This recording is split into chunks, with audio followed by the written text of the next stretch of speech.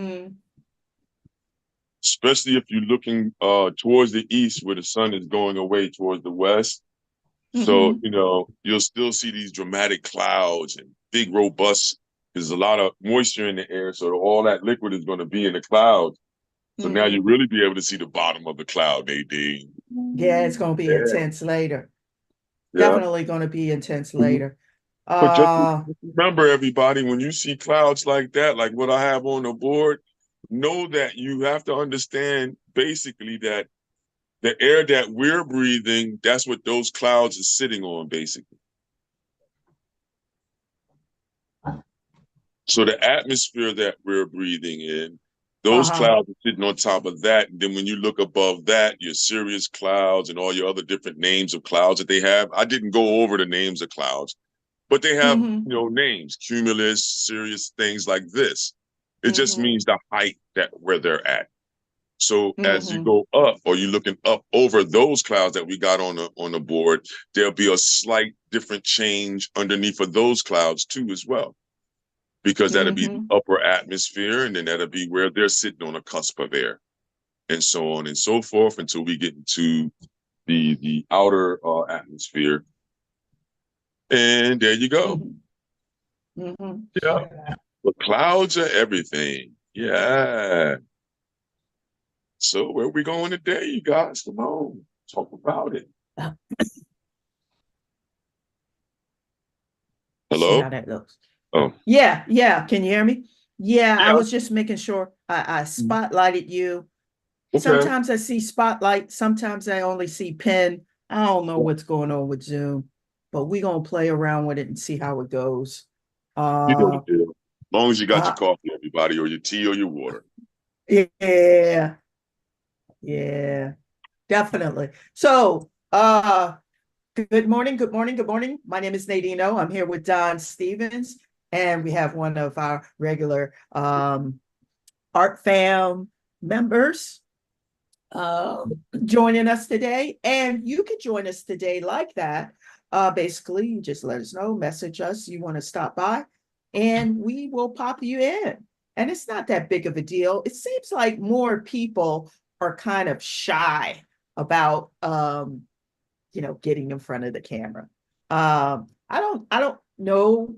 Well, I kind of know why. And I shouldn't say that it's that big of a deal. But if you feel a Yes, certain way, you feel a certain way. That's all. But yeah. Say something and about it. yeah, I respect that. I respect that a lot. So, however you feel comfortable. But what happens is you have more of an immediate reaction to if you have a question. Well, I'm not getting this, or da da da da da da da. You know, we can respond quickly, especially Don. He'll be like, no, no, no, I didn't say that. Yeah, there you go. Yeah. And that's the beauty of almost feeling like you're in a class, Mhm. because we're creating an environment, an event where everyone can get together and have a creative moment. And today we're going to continue with the making something out of nothing, or should I say Mhm. something out of nothing. And and then at that point, if you were here and you said, here's what I would love to do, and you said, I want to do landscape, and we said, what kind of landscape? We're making something out of nothing right at that point. Yep. So I don't know. uh does Miss Sue Ann, does she have a something out of nothing idea? Well, just a thought. I mean, since you Your guys thought. already carried forward with the cloud idea, we can say we're going to do an upper atmosphere type of thing. Yeah. Now we have to say where we're going to be at. We can stay over water if you want. That makes it a Uh-huh. little bit easier. You know what I uh mean? We can right. change the angle. You know what I mean? Right. Yeah. All of this is just an exercise in understanding what it is we always talk about each week. So Mm-hmm. when you look at line, shape, form, light, and surface, how do you Mm-hmm. use that in something from nothing? Right. That's what it is. It's like if you were sitting down doodling and you was just thinking about, clouds, like what clouds would you put up there? Well, today is kind of like an overcast. It's going to be thunderstorms in our area, in our region. Right. So if you're in our region, we can start off there if you want. That sounds good. Heck, we can make it seem like who's the Like, guy that was doing the electricity thing? Franklin? oh, yeah, we could put a Yeah. lightning strike in there. Well, we can put a lightning strike and put something that looks like it's flying from a kite and make it seem like Woo! somebody is flying a kite for electricity from somewhere. Mm-hmm. I mean, But I these are the possibilities where we can focus in on a pair of hands, like how my hand is coming into the screen. We can do our Mm-hmm. hand just like this, holding a kite string. oh Okay. yeah, So you see how it's in this scene already? Look at that. You see how my hand Wow. looks like it's in this scene already? Yeah. We can do another scene, take away the boardwalk idea, but then what else could we put in? You know what I mean? Do we want to stay with the boats over water? Because Uh-huh. we're near rivers and little lakes. So Cooper River, things like this, Mill Creek Park in South Mm-hmm. Jersey. There's a couple in Delaware I didn't go to, but they're right in Wilmington and Newcastle. There's a couple of lakes and things, and it's the waterfront there too as well. Mm-hmm. So we have these beautiful looking type of situations next to water. That's the sole reason why I'm bringing it up, everybody, because Pennsylvania is known to be a Quaker state, number one, and that Mm-hmm. means that everything is next to being to the earth, you might as well say. Right. So since that is, Philadelphia is one of the main places on the Eastern Seaboard where you really get to see man and nature coexisting. Mm-hmm.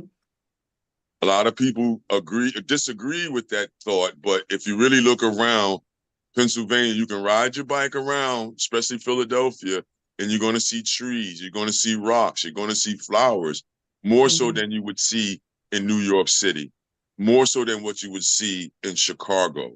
You see Mm-hmm. what I'm saying? Now, when you go to the southern states, that's where it may change, like Savannah. You Right. know, Savannah is a beach-like front type of town almost. Mm-hmm. Beautiful, beautiful scenery. That's the sole reason why I bring up these type of spaces, everybody. Mm-hmm. So before I get long-winded and everything, where we going? Are we going to go with that idea like that? Yeah, I think that's a beautiful idea. What do you think, Sue Yeah. Ann? And then we can practice on doing hands. You can either do it like this, maybe two hands if you want to, Mm-hmm. you but I know, holding the string and the kite off in the distance near to the Mm-hmm. horizon line, Mm-hmm. you know. look what I got today, guys. Say again. Wow. Look what I got today. She got an I didn't. easel. All right, way to go. Oh, Way you're to gonna make go. me pull mine on the side. Hey, man, that's another major piece of equipment there. Yeah. Have fun with it, Sue-Ann. Get it nice and dirty. Yeah. And you know that the one thing I love about it is, we're told that you shouldn't sit all the time, but having an easel, you can stand up and do art or sit down or whatever is convenient for you because a lot of them are adjustable. And so I just think that's wonderful. And when you walk by the room and you have a piece of art that you're working on, it's almost like it's saying, "Come to mama.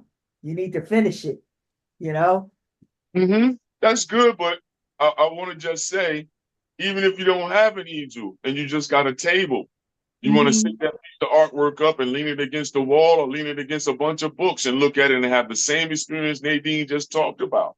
But Mm-hmm. when you got an easel, it's fun because it makes you believe that you're moving more closely or more towards the idea of being an artist. Right. That's what the easel does. You'll look at it and you'll be like, oh, yeah, you know what I mean? I'm an artist. I got an easel. You know what I mean? Right. Okay. You know what I mean? Let me look in here. Wow, look at what I got on the easel. Now, so, you're going to emphasize the E in easel for a little while. You know what I mean? So you get it good and dirty and you have your first dilemmas with it. And then you Yeah. know. But most of them, like the type that you got, Sue-Ann, I believe that's what, an A frame or that H one? No, I don't know. I don't know. It's from Amazon. It's not Yeah, a, don't worry. It's it's the one not, that sits on the floor, right? yeah. All right. And it's not in like a tripod type of situation. It's sitting like a square almost, right? No, it's a tripod. Tripod? It's a tripod, but it's not a display one. It's actually Yeah, I understand. I understand. because it might be the type that you can lay down flat to as well. See, some easels you get like that, they're made in certain ways so that you can lay them down. Like I got one, well, the one that my drawing board is on. I mean, the eraser board is on. See that down there, ladies? Yeah. Yeah. You see, so that's one of the ones where you can, it's multi-directional. I can lay it down flat if I wanted to, and you would be able to stand up over top of it. It's mimicking what the Impressionists did and what some of them, the artists did in their studios when they made them themselves. A lot of these easels were prototypes that was made from artists that were successful. Then when they pass on, they go into their, studio and they go through their memoirs. And then, that's where things get made. It gets interesting. Wow. So that's why another reason why you have to pay ode to all these artists that passed, male and female, because of, things like that, the frames. So I got a couple of different ones in here. If you look over there, I got another one with that one on there. I got a couple of handmade ones I made myself for reasonings for me in my space and how I like to work in my space, you see? So it's going to be the same thing for you guys now. You got to figure out, how you want to have your easel placed, how you're going to manage your easel time. You know what I mean? All of that goes into it, baby. So all of that goes into it. And these are the things that we don't really talk about. You know what I mean? And I know some people say that, like I had one person tell me, Nadine, oh, well, it feels like I'm in class. I was like, well, see, we're catering towards the foundation and the fundamental. So yeah, if you feel as if that you have certain ample skills, you're going to feel that way in our situations. But if you're open and free in the mind, you'll see that it's an opportunity just to have a creative moment. Right. So even for the advanced artists that may understand this to the T and know how to pull something from nothing, well, then we may not be talking directly to you, but we would like for you to participate with us. Maybe this small little exercise can push you towards something else to observe. You see, so there's no limitations in it. I don't care if your skill base is up here or your skill base you think is down here. I'm saying everybody is here right in the middle. And then because of your emotions and how you're going to deal with it, you're either going to go more into it or you're going to digress. And then these are the people that I'm really worried about in that middle area, where they're undecided about being a creative, where they're undecided and their confidence is low. Some of you out there that it may be that way. Some of you may be the anti to what Nadine's statement is. It's not all over yet, but you might be thinking it's over. No, we're catering to those types. You see, everybody? So please don't misunderstand us. We would love for everyone to come, no matter what your skill base is, no matter what your professionalism is. We would like to hear from you. We got Sue Ann here now. You know what I mean? Who else could we have to come out to talk about things, to talk about art, just to expound on something from your point of view that may take us someplace else in the recording or in the session. So yeah, it's going to feel like a class to some of you. To some of you, it's going to feel like an open session, like what our intentions is.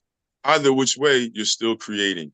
And that's what we want to do. Keep creating. Yeah. So then let me erase this board so I stop sucking up time babbling.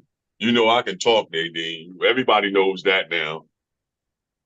Everybody, it's a love-hate relationship with my talking. No, but that's what it's about. It's about he's getting fired up.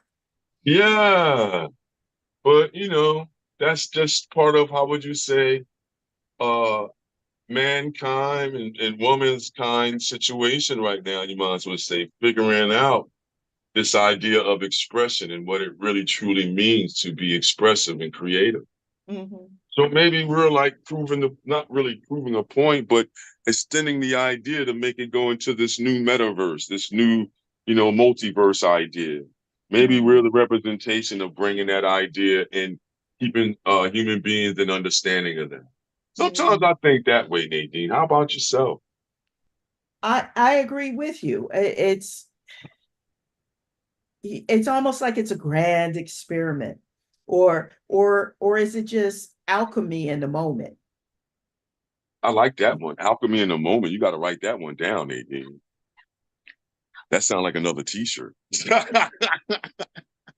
alchemy in the moment. Yeah, because it's a combination of the people who are gathered for something that we agree upon to do, which All right. is Create. create. Yeah. Preach on, preacher. Yeah. It's So, Sunday. Preach on, preacher. You know what I mean? yeah, it's Sunday. Yeah. So I'm pretty And much ready on the board. We ready out okay. there in Wonderland? Yes, we are ready out there in Oh. Wonderland. Well, see, now last week we talked about the height of the horizon line and what that would mean to us, something from nothing in our point of view. So I think this week we'll go through the understanding of a low horizon line this time. Okay. Okay? Because last week was a higher horizon line. And just to show a representation of that, here's one that I was doing for a project that I was telling everybody about for Atlantic City, like we do for our electric boxes here. Well, doing images on the electrical boxes and all that, make them more, conducive towards the imagery of the city and the environment and so on and so forth, the flow of energy, things like that. But mainly why I bring it up is you see the high horizon line. So you see with the high horizon line, we get more of the land. You see, now we're going to go with a lower horizon line.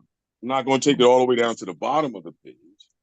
But remember, we talked about this buffer area right in between here and here. So whenever you put in the horizon line, this area right in here, pretty much the middle of your format, would be the optimal space to be able to put where your horizon line will go. So if we put it lower, which would be around here, I'm going to go right up underneath of halfway. So for some of you that don't have a good guesstimation, you know what I mean, idea in you, I believe we all should have good guesstimation skills, because when you go to the supermarket or when you think kitchen, everybody, for guesstimations. Yeah. Because you do them all the time in the kitchen. You're just not going to be tasting your materials here. Well, you hope you're not. Oh, no, you don't want to at all, because when you do it, I'm telling you, It's you're going to not feel good. bad. That's why I got this Yeti, man. Thank you to my crew. Thank you to my buddy. Yeah, this is Don Proof cap right there. That's the orange Yeti, man. The cap doesn't come off, you guys, and then it has a spring-loaded cap for the mouth part. So say, for instance, if it falls over or if I leave it on the table, my brush won't go. And if you look, there's some white and stuff around the cap because I already I wasn't thinking and just try to put my brush in water, and the next thing you know, it went on the top of the Yeti, and it was Don Proof. Yay! So that's what I like, everybody, the Don Proofness of that. And yeah, I believe in thingamajiggy words and all that good stuff, you guys. What's So gonna do? yeah, thingamajiggy. You know what I mean? Thingamabob. There you go. There you go. So you see how we just look at that line we put in. You can put it in. Remember, when I'm using the blue, I'm saying if you're going to use your pencil, because we're still in Sharpie mode. Right. Get my Sharpies out.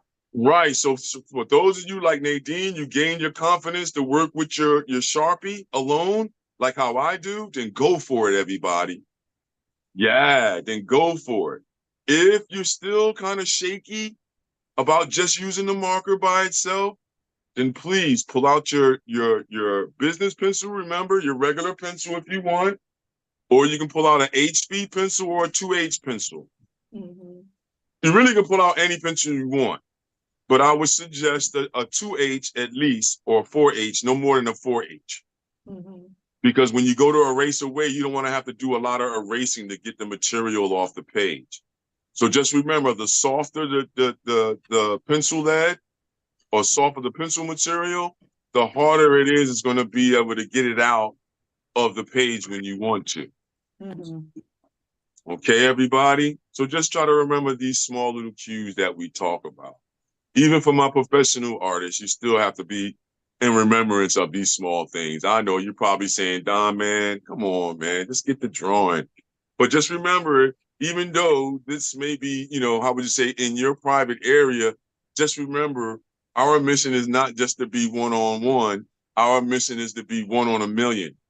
One on a million. Yeah, our unified front, which is the one, and you guys, the millions. Yeah. That's That's the Sue Ann dream. started. Yep, that's Sue Ann started off too, because she's bringing herself here, so she's part of the millions that we're talking about, and then she would be in the hierarchy of those millions that we're talking about because she's been here the longest, and she's participated numerous times to our stream. Mhm. So okay, enough talking from me. Now, let's see. Are we going to have any land in here, ladies? Any land? No land, no land at all. No shorefront at all. No notice of the shorefront. I don't know how it would fit in with the hand. Say again. I don't know how it would fit in with the hand. It would have the hand, right? Or no? Yeah, we're going to get into that, but you see how I'm getting you to see about it? We're talking Yeah, about yeah. looking at it from the far away point and then coming towards us more now. So the Okay. hand is going to be last because the hand has to be placed over top of everything. Okay. Got it. You see? So Mhm. more than likely, we're going to have the hand somewhere coming from. If we look at the composition of it, the hand is going to be in this zone, anywhere from here all the way over into here. Not from the edge, not directly from the middle, but it may be from an angle. Maybe both of the hands coming in as an angle. Okay. You see? Because Mhm. our kite is going to be up here. So then look, let's just make an idea for a kite. Let's just make a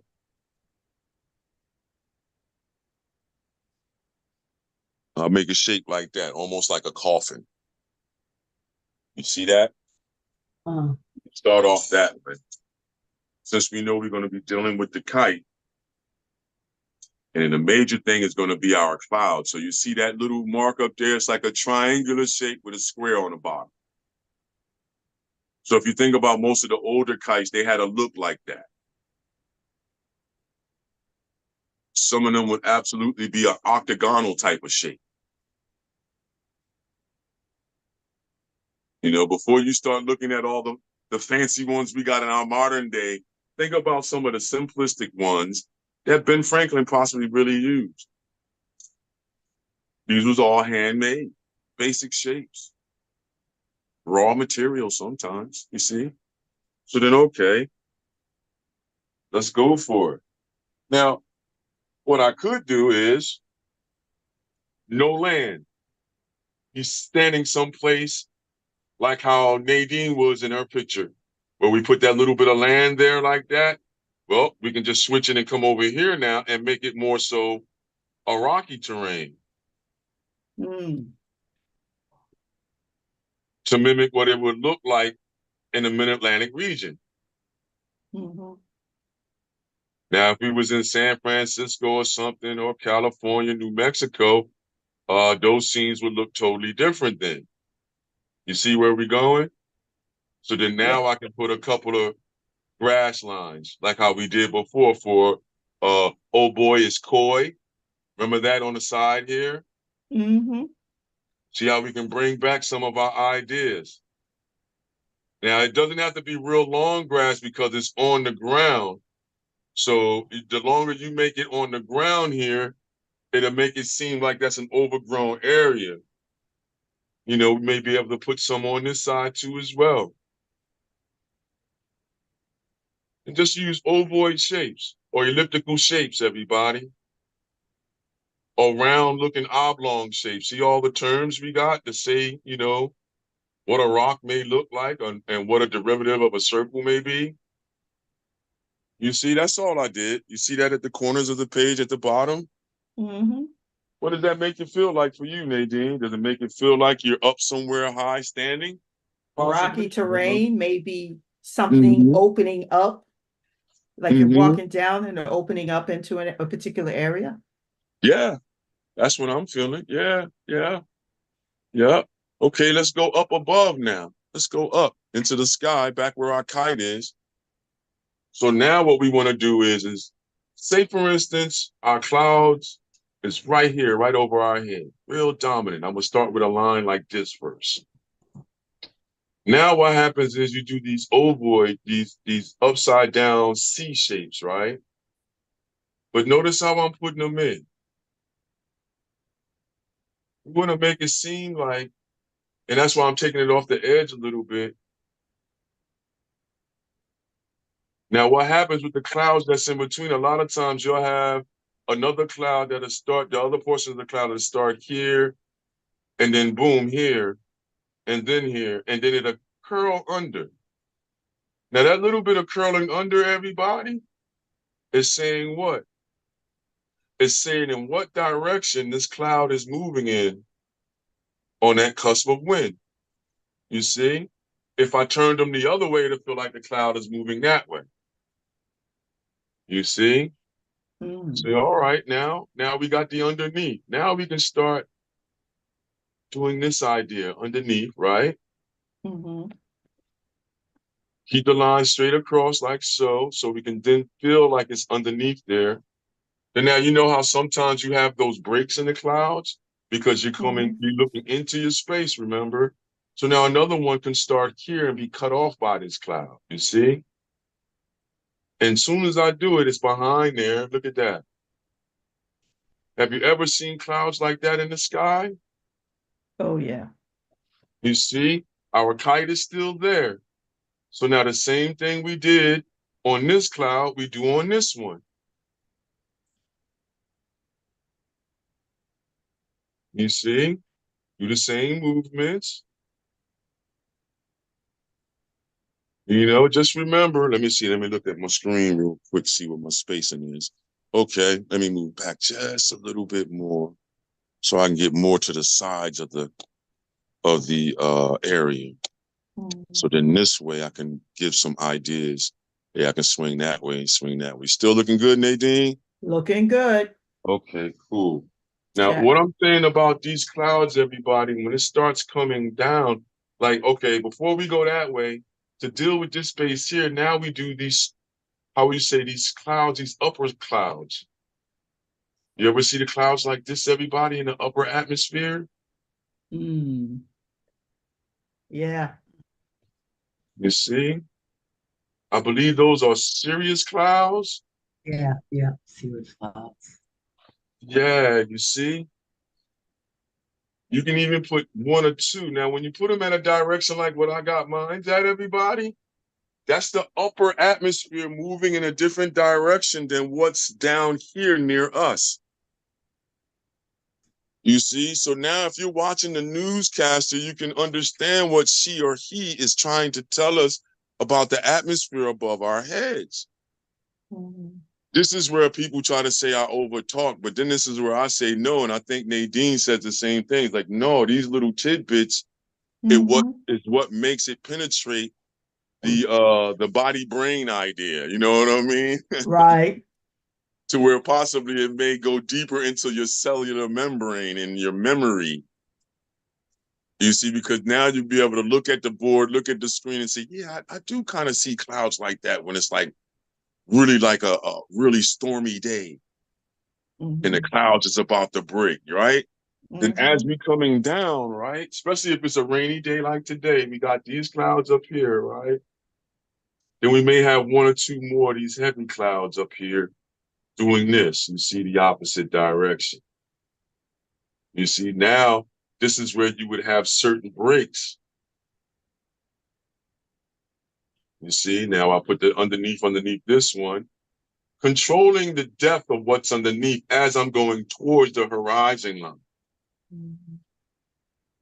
Think about that, everybody. Remember that idea of what we said of how the atmosphere is looking to us as humans when we're going through it and we're going into our world. Remember that idea, this idea right here. Like what I used to do before I would start a drawing, you guys, I would put little symbols like this on the page to remind me. That's not a cross. That's not all that religious and metaphysical stuff. It's really just talking about how I'm looking into my world. Sometimes I would even do this and put a red line through the middle of it and put a dot there and put a red dotted line this way. So then that will remind me in my memory that, oh, that dotted line is the middle meridian. Oh, that straight red line is my horizon line on my eye level when I'm looking out into the world. You see, this is why I say to everybody, it doesn't matter. 8 to 80, blind, crippled, and crazy, 8 to 80 and beyond. Because this is all going to hold factual, everybody, in your world. If it didn't, you wouldn't be able to walk around. You wouldn't be able to put a cup to your mouth. If this little symbol right here that I just made, and I'm always making for myself to penetrate my memory and keep me adjusted to how to navigate or meander like J.Y. Kane. You know what I mean? Come on, you guys, we got to crack some type of corny joke so I can keep everybody laughing or saying, "Oh, Don, man, why'd you have to crack that joke?" That's all part of the calamity, everybody. We got to entertain you too. The calamity. The drawing is, the ideas and the concepts, yeah, that's great. But then it's just like TV, you're in battle with TV now. You know what I mean? It's real entertainment, real, how do we get your attention? Well, you may not like my corny jokes, some of you out there, but some of you really enjoy it because it makes you crack a joke like, wow, this guy's really trying to I didn't think about that before. So yeah, let's just keep creating, everybody. So then look, if you saw the idea for the clouds, just keep going. Because now you'll understand those breaks when you have an area like this. And this area is expansive in here, right? Because that's the underneath of this cloud, right? Right? So then now when you come from underneath there, you can have another area where the cloud comes out here. And then that's another area right up underneath of that, but you're looking through, you see? And you're coming down more into your space, into your personal space. Now, when you get down to these areas, you see, you may have another dramatic one, but not as big as the one that's in the foreground, your upper atmosphere. This would be the foreground in your upper atmosphere. Now we're going in, or how would you say, past that foreground into your middle ground idea of the upper sky.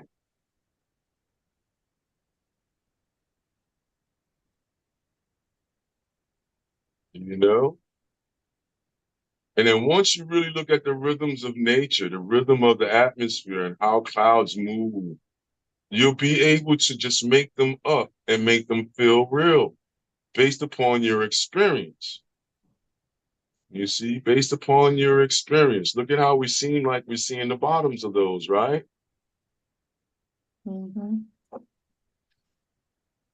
The whole other thing is, I remember in one session that I had, people asked me, "Oh, can I do clouds another direction?" I said, well, we did that with the upper atmosphere. But if we're down on the same terrain and we want the person that looks at our scene to be in belief of what's going on, then no, all these clouds, if they're moving to our right, then all the clouds is moving there. It's not that these clouds are going to move this way and then these clouds are going to move this way. That means everything that's in our little area, from whatever height those clouds are to the ground that we're standing on, all that wind is moving in the same direction. Because it's about the wind. Yep, that movement, that upward cluster. Now those smaller clouds up top, these ones up here, they're possibly moving in the opposite direction, this way. So your upper can be moving this way. This area is moving this way. Crosswinds, things like that. Now you start to get to the idea of what a cold front, a warm front may look like. Now that they're talking about hurricanes and tornadoes, I think we're in tornado season, not hurricane season, right? Which one it is? Hurricane season is in the fall, right? Tornadoes I think now, so. Yeah, right? we're in tornado season. Yeah. So then they start talking about that. So then really try to pay attention to when the meteorologist is talking. You know what I mean? And explaining things about the atmosphere. And then that'll induce your drawing abilities too, because then you'll be able to visualize it, everybody. You see? Notice how even on my board, you start to see how those the clouds is giving you a feeling like they're moving away from you or you're looking into your world. What I have to say to you is as we get closer to that horizon line, we want to stop that movement right around here. Maybe I should do that line in another color. You think, Nadine? Yeah. Yeah, okay. I'll do that. There. we're going to make it a dotted line in red. All right, this is our horizon line here, right, where the water is. This line is representing where, as a suggestion, you should stop your clouds.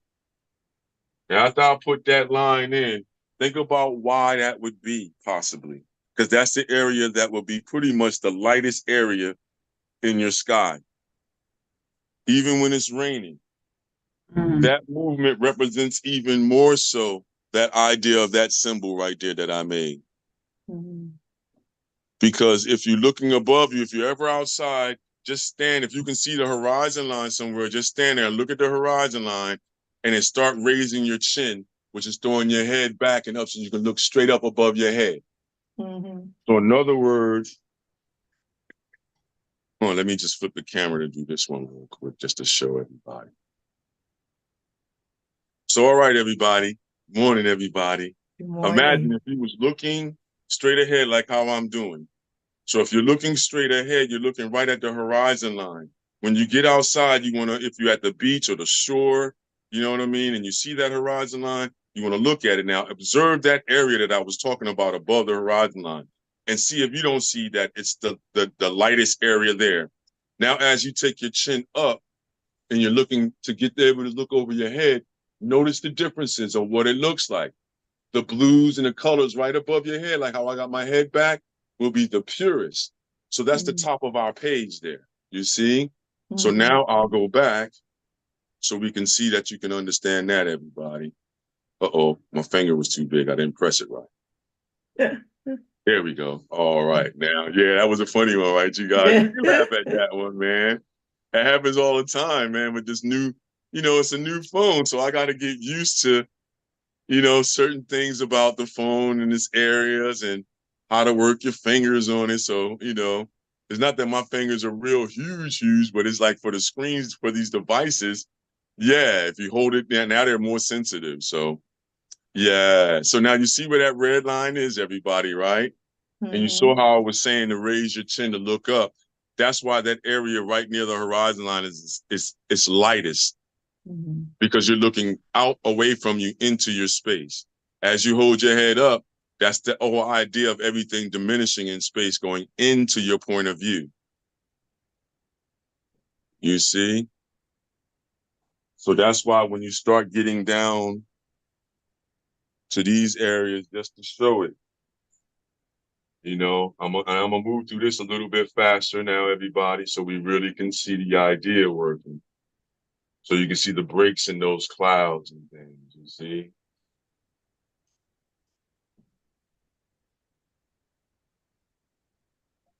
You want to make it real dramatic, Let's see, let me put one more in here, put these here, because some of them are at different depths. But when you get to a certain point, that's when these things start to deduce. And now all you're really seeing is the bottom of the cloud. You see? And then the tops of those clouds will be cut off by what's in front of that based upon the alignment. Notice how I'm getting smaller and smaller down here with the tops of what the cloud is, and a little bit more robust on what the bottom is. You see that? No. So now look, in these areas in here, this is where they get real thin, right? And then right around here, I can do this too as well. See how it seems like they're far away now? Yes, no? Yes. Yes. All right. See how you can barely see that idea where that kite is now? Now I'm gonna stop right there. Now this is where I start worrying about the hands now. So now I'm gonna put what would be our right hand, started off from the wrist here to here. You see? And then now you can see how I cut off all that right there to make that an area where the arm would come through, you see?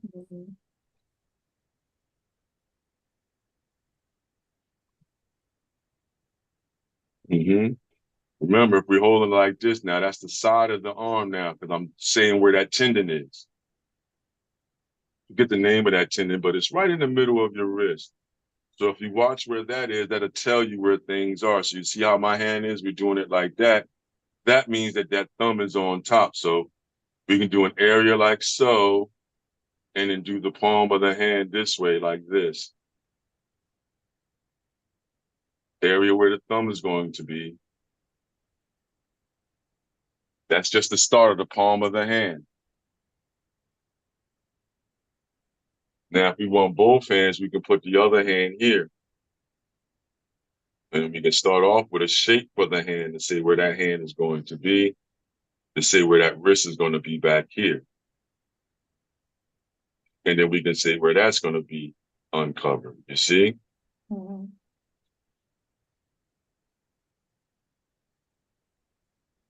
What's it feel like already? Yep. You see, you want to do the arm wider when you're coming out of the scene at the bottom than the hand. Mm-hmm. That's what's going to give it that effect of diminishing in space.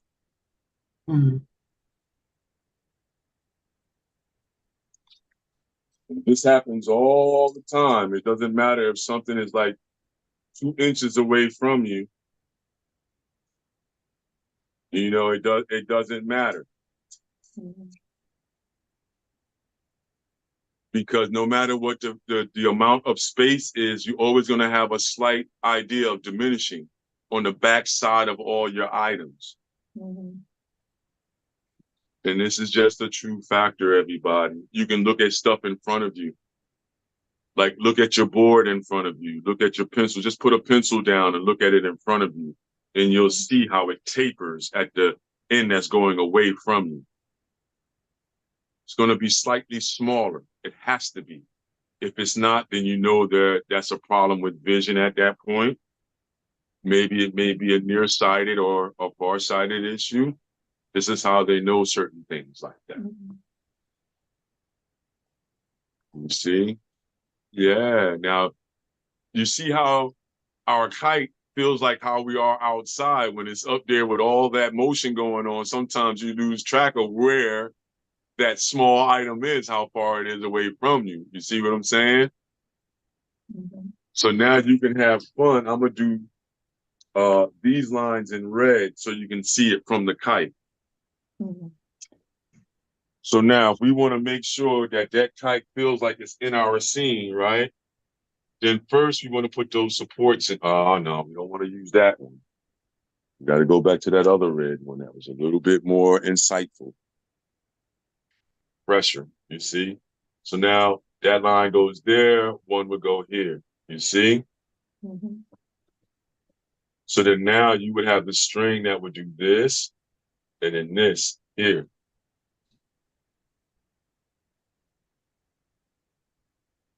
Now you can say where that string would go.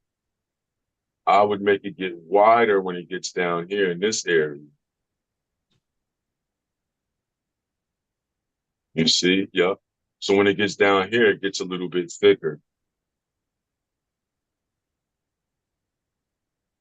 You see? So then as soon as you do that, does that feel like, yeah, that perspective is working now? Ooh-wee. Do you Yeah, feel it? buddy. Huh? Yeah, buddy.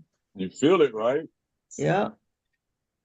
Come on, you should be able to feel it. You should be the first ramification of your idea of it being entrenched, because you're the viewer of this world at the same time as you're creating it, everybody. So if you can see it and it feels like it's far away from you, then yeah, you did it. You see what I'm saying? Mm-hmm. Look at how I didn't care about how that red line went down. I just let it do what it was going to do. Perfection is a lie. Repetition is the truth. And then let's look at it. The whole inconsistency of your hand is what everybody's looking for. Mm-hmm. Even if they're purchasing it, that's what they're buying. The inconsistency and the consistency of what your hand and eye coordination is, basically. You know what I mean? Your placement of all these materials and things on the page. Yeah, like Nadine is doing now. Yeah. Yeah. Do you see? Notice how I'm not worrying about the fingers just yet. We were just worrying about the positioning. and how these things are going to exist. This is the something from nothing now. Now, when you leave certain areas open, like the fingers, you're trying to do what? Figure out what's going to be the hand position that's going to make it seem realistic or make it seem like it's how would you say, making sense to the human viewer. Now, if your piece can fool animals, that's great. You're where you need to be. Right. You see, but you're mainly making it for who? Other human beings to enjoy or to detract from. So we have to put marks there that's going to make it believable to other humans. So if it's believable to you, then it's going to be believable to 50% of the people around you. Now, you can be like what I say, be like the little girl, you know what I mean? Somebody that's under 5 and how possessive they are when they creating something or making something up. They would tell you with a stern face, that is not a dog, it's a giraffe. It's a giraffe. Can't you see the tail? Yup, and then they'll start going to tell on you. Mommy, she keeps on calling my piece. Now you're not even auntie your cousin. You know what I mean? She or he. You know what I mean? You don't even have a name now. But it's that type of bravado that I'm talking about you need to have when you're creating from something, from something to nothing or from nothing to something. You got to be, how would you say, real headstrong on what you're saying your world is when you're making it up in this sacred cube, as we call it. To think about it, when you look at a magazine, you look at your own pictures that you take, it's all in square or cubal forms. You watch TV, it's the same thing, cube form. So we can look at the cube then as being something of a sacred to us. Why? Because it lets us view and let us express our point of view, our expression of existing in this world or in your own private little world and in your house or wherever the case may be, or within your mental space, which will be your micro world. Then that square is representing your inner world. However, which way you want to put it, everybody, is those marks that we want to put there that'll do what? To help our viewing audience that's going to be captivated by our piece to believe the space that we're making up out of nothing. You see? Yeah.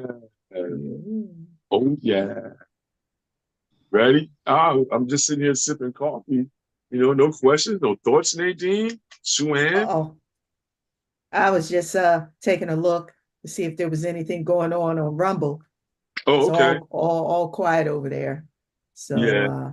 Well, sometimes people, like I said, they take the rhetoric like we're trying to expound upon something. No, we're just trying to, how would you say, point and say shoot to understand your surroundings. Right. And then if you have an issue with some of the information or thoughts that I'm expounding on or that we expound upon over here, feel free to go to Google or any one of those ways to go check it. Maybe go to the library. I know in Philadelphia on Sundays, the free library is open. Yeah. Go on over to the free library, do some research, everybody, and see if it's really true or see if it's really factual. Because this is all based upon how you're able to observe things and see things and then how to make them up based upon your experiences. Yeah, so then, all right, let's look at this hand. Then. Let's get this hand. It's getting too quiet. Too quiet, Nadine. Too quiet. You see, but then look, if we're looking at that front hand, which would be our right hand, to do like this, then you have to look at where my thumb is and everything in the inner palm of the hand. So with that being said, all right, let's get another color in here. And then once I use these different colors, I'm going to come back. And then, how would you say, use the black marker to show where everything is. You know what I mean? Jelly bean. All right, let's go with, let's see here. No, that green was not dark enough. Violet, oh, no, that violet would be confusing in there.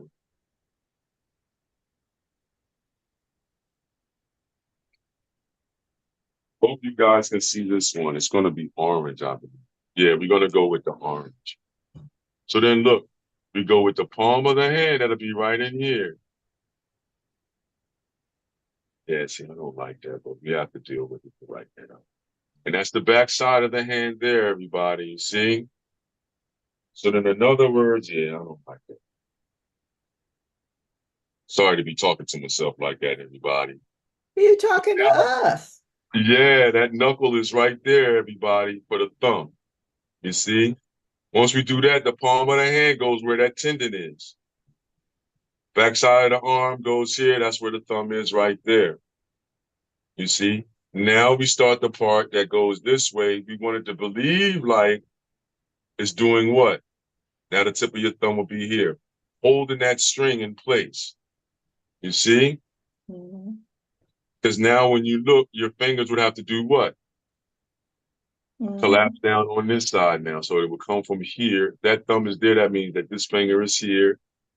You see the front side of the finger, you see? And now it will curl back into the hand. You see that there? Now this finger will come this way. Same thing, you can see the front of the finger here, and then that would dip down. And then now in this area, that finger will cut into the thumb in here. You see? This part of the finger will come up this way. You can see that finger there, and then now that will get a little bit longer. Why? Because we have to deal with the side of the hand then. You see? And now that other pinky would be right around here. And we can say it's holding on to that part of the finger there. Boom. And then now here we have the palm of the hand. And then there you have it. The area where that hand would be.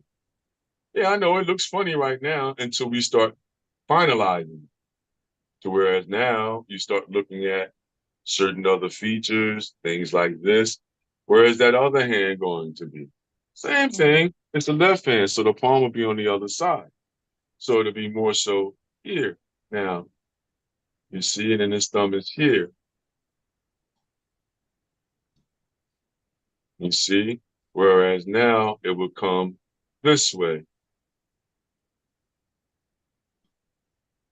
You see? And then now these fingers, that finger will be there to go up, and the same thing. Here. Here. And here. And there's the palm of the hand there. Once again, I know it looks crazy, but does it have the feeling? Oh, yeah, that has the feeling I like. How about you guys? Getting there.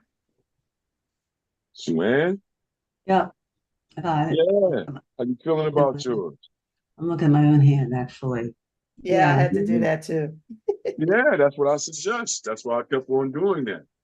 Look at your hands. I can erase it and do it again if you want, everybody. And then we could change up the idea and do it another way. You see? Because the fingers have to look like it's doing this, here, like this, and then here. You see? Like that. And then on the opposite side, it has to pretty much be the same thing. Like this, or maybe this. You see? So yeah, maybe I'll do it again on the bottom here. Because if we do this left hand like this, you see, that means that string have to come from where the thumb is. So in other words, if you're looking at it, and just like how you guys said, you're looking at your thumb, which is a great idea for that, right? You know, I wish I could show the mirror that I got here, but I can't get to it. Got a 6-foot mirror that I use for that reason. And a lot of times I'll look at things like my hand like this, you see? So if I'm looking at my hand, I say I want, that's the position I want, then I have to mimic it. So if I mimic it in this area down here, everybody, you see, it's just like if I was up here. So this is this hand down here. So when you look at it, you can see I can start the palm of the hand like this, then here. See that shape right there? See why I did it? Because now if I come back, that knuckle for the thumb is here. You see? So then that means that the palm of the hand is here. And then that outside thumb is where? Here, on the outside meat for the thumb. You see, now where is that finger going? This way, here. So we make a cylinder shape here, right there, see? Mm-hmm. Mm-hmm. And then now the tip of the finger would be here. You see? So then now you can see where the other knuckle would be for the index finger here. Now that movement would be here. You see? Whereas now that finger is here, you see? To get to this part here on the finger, to get to the tip of the finger. You see?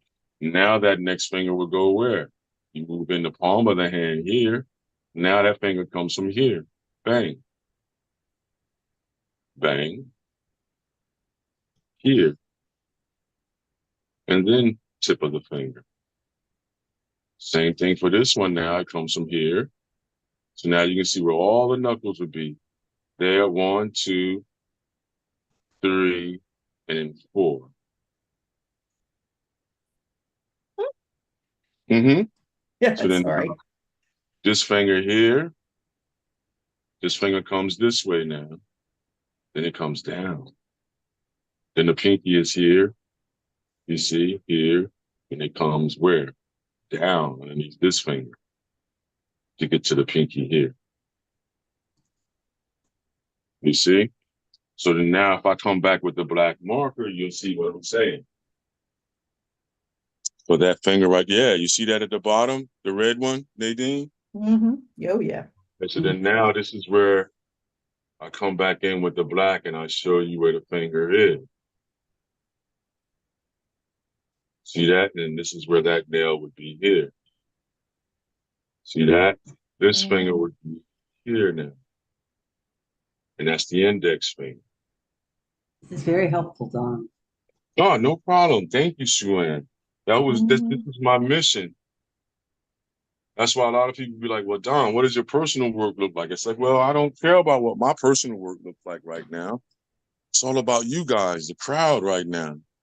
I know that's what everybody wants. Even when I'm doing a class with somebody that may have autism or they may have dementia, what I've noticed and observed in any one of those environments, and even in a regular environment, everybody wants to know how to put line to paper to make sense, to communicate. I don't care where your mind state is, you always want to be able to communicate. Sometimes that's what induces psychiatric states, the non-ability to be able to communicate with the exterior world. Now they're starting to find that this art thing does it. You know what I mean? Because it goes over the verbal language. If I can do a symbol that I know is in your human world, you're going to look at it and go, yeah, whether we have the same language or not. Right. I've done this in Chinatown, and I learned Mandarin and Cantonese that way because I would draw a cloud like this on the board. And then they would go, oh, and I would say cloud. And then they would say what it was to them. And then now we're going through broken Mandarin and broken, Cantonese and broken English. You see what I'm saying? To come to a resolution over the symbolism that we're putting down, which is mark me. When I'm in a Latino, Boricua, or Latin or Spanish situation, no matter if they're from Europe, Portuguese, Spanish, Spain, there, or down from Brazil and Portugal down that way, you know what I mean? Doesn't matter if I do certain drawings like I'm doing here, you get an understanding. It makes it easier, because it's universal that way. So then let's finish up this hand down here so everybody can get it like Suan got it finally now. Yeah, Suan. I'm glad this is helping you, Suan. You see, then that finger there, then the tip of the finger, I can change the direction of the tip of the finger if I want to get more of an effect, you see? So then now, since I understand the movement of the finger, I can move it over. I can start altering just a little bit, you see? To make it even more believable, I'll put more of a bend in mine now. You see, just because I'm having that understanding. You see, then the next finger is here, and then now that would come here. So then now I can alter while I'm putting it in, you see? Mhm. This part would go in, in. Now this side of the palm of the hand comes out, but then this tucks in, you see?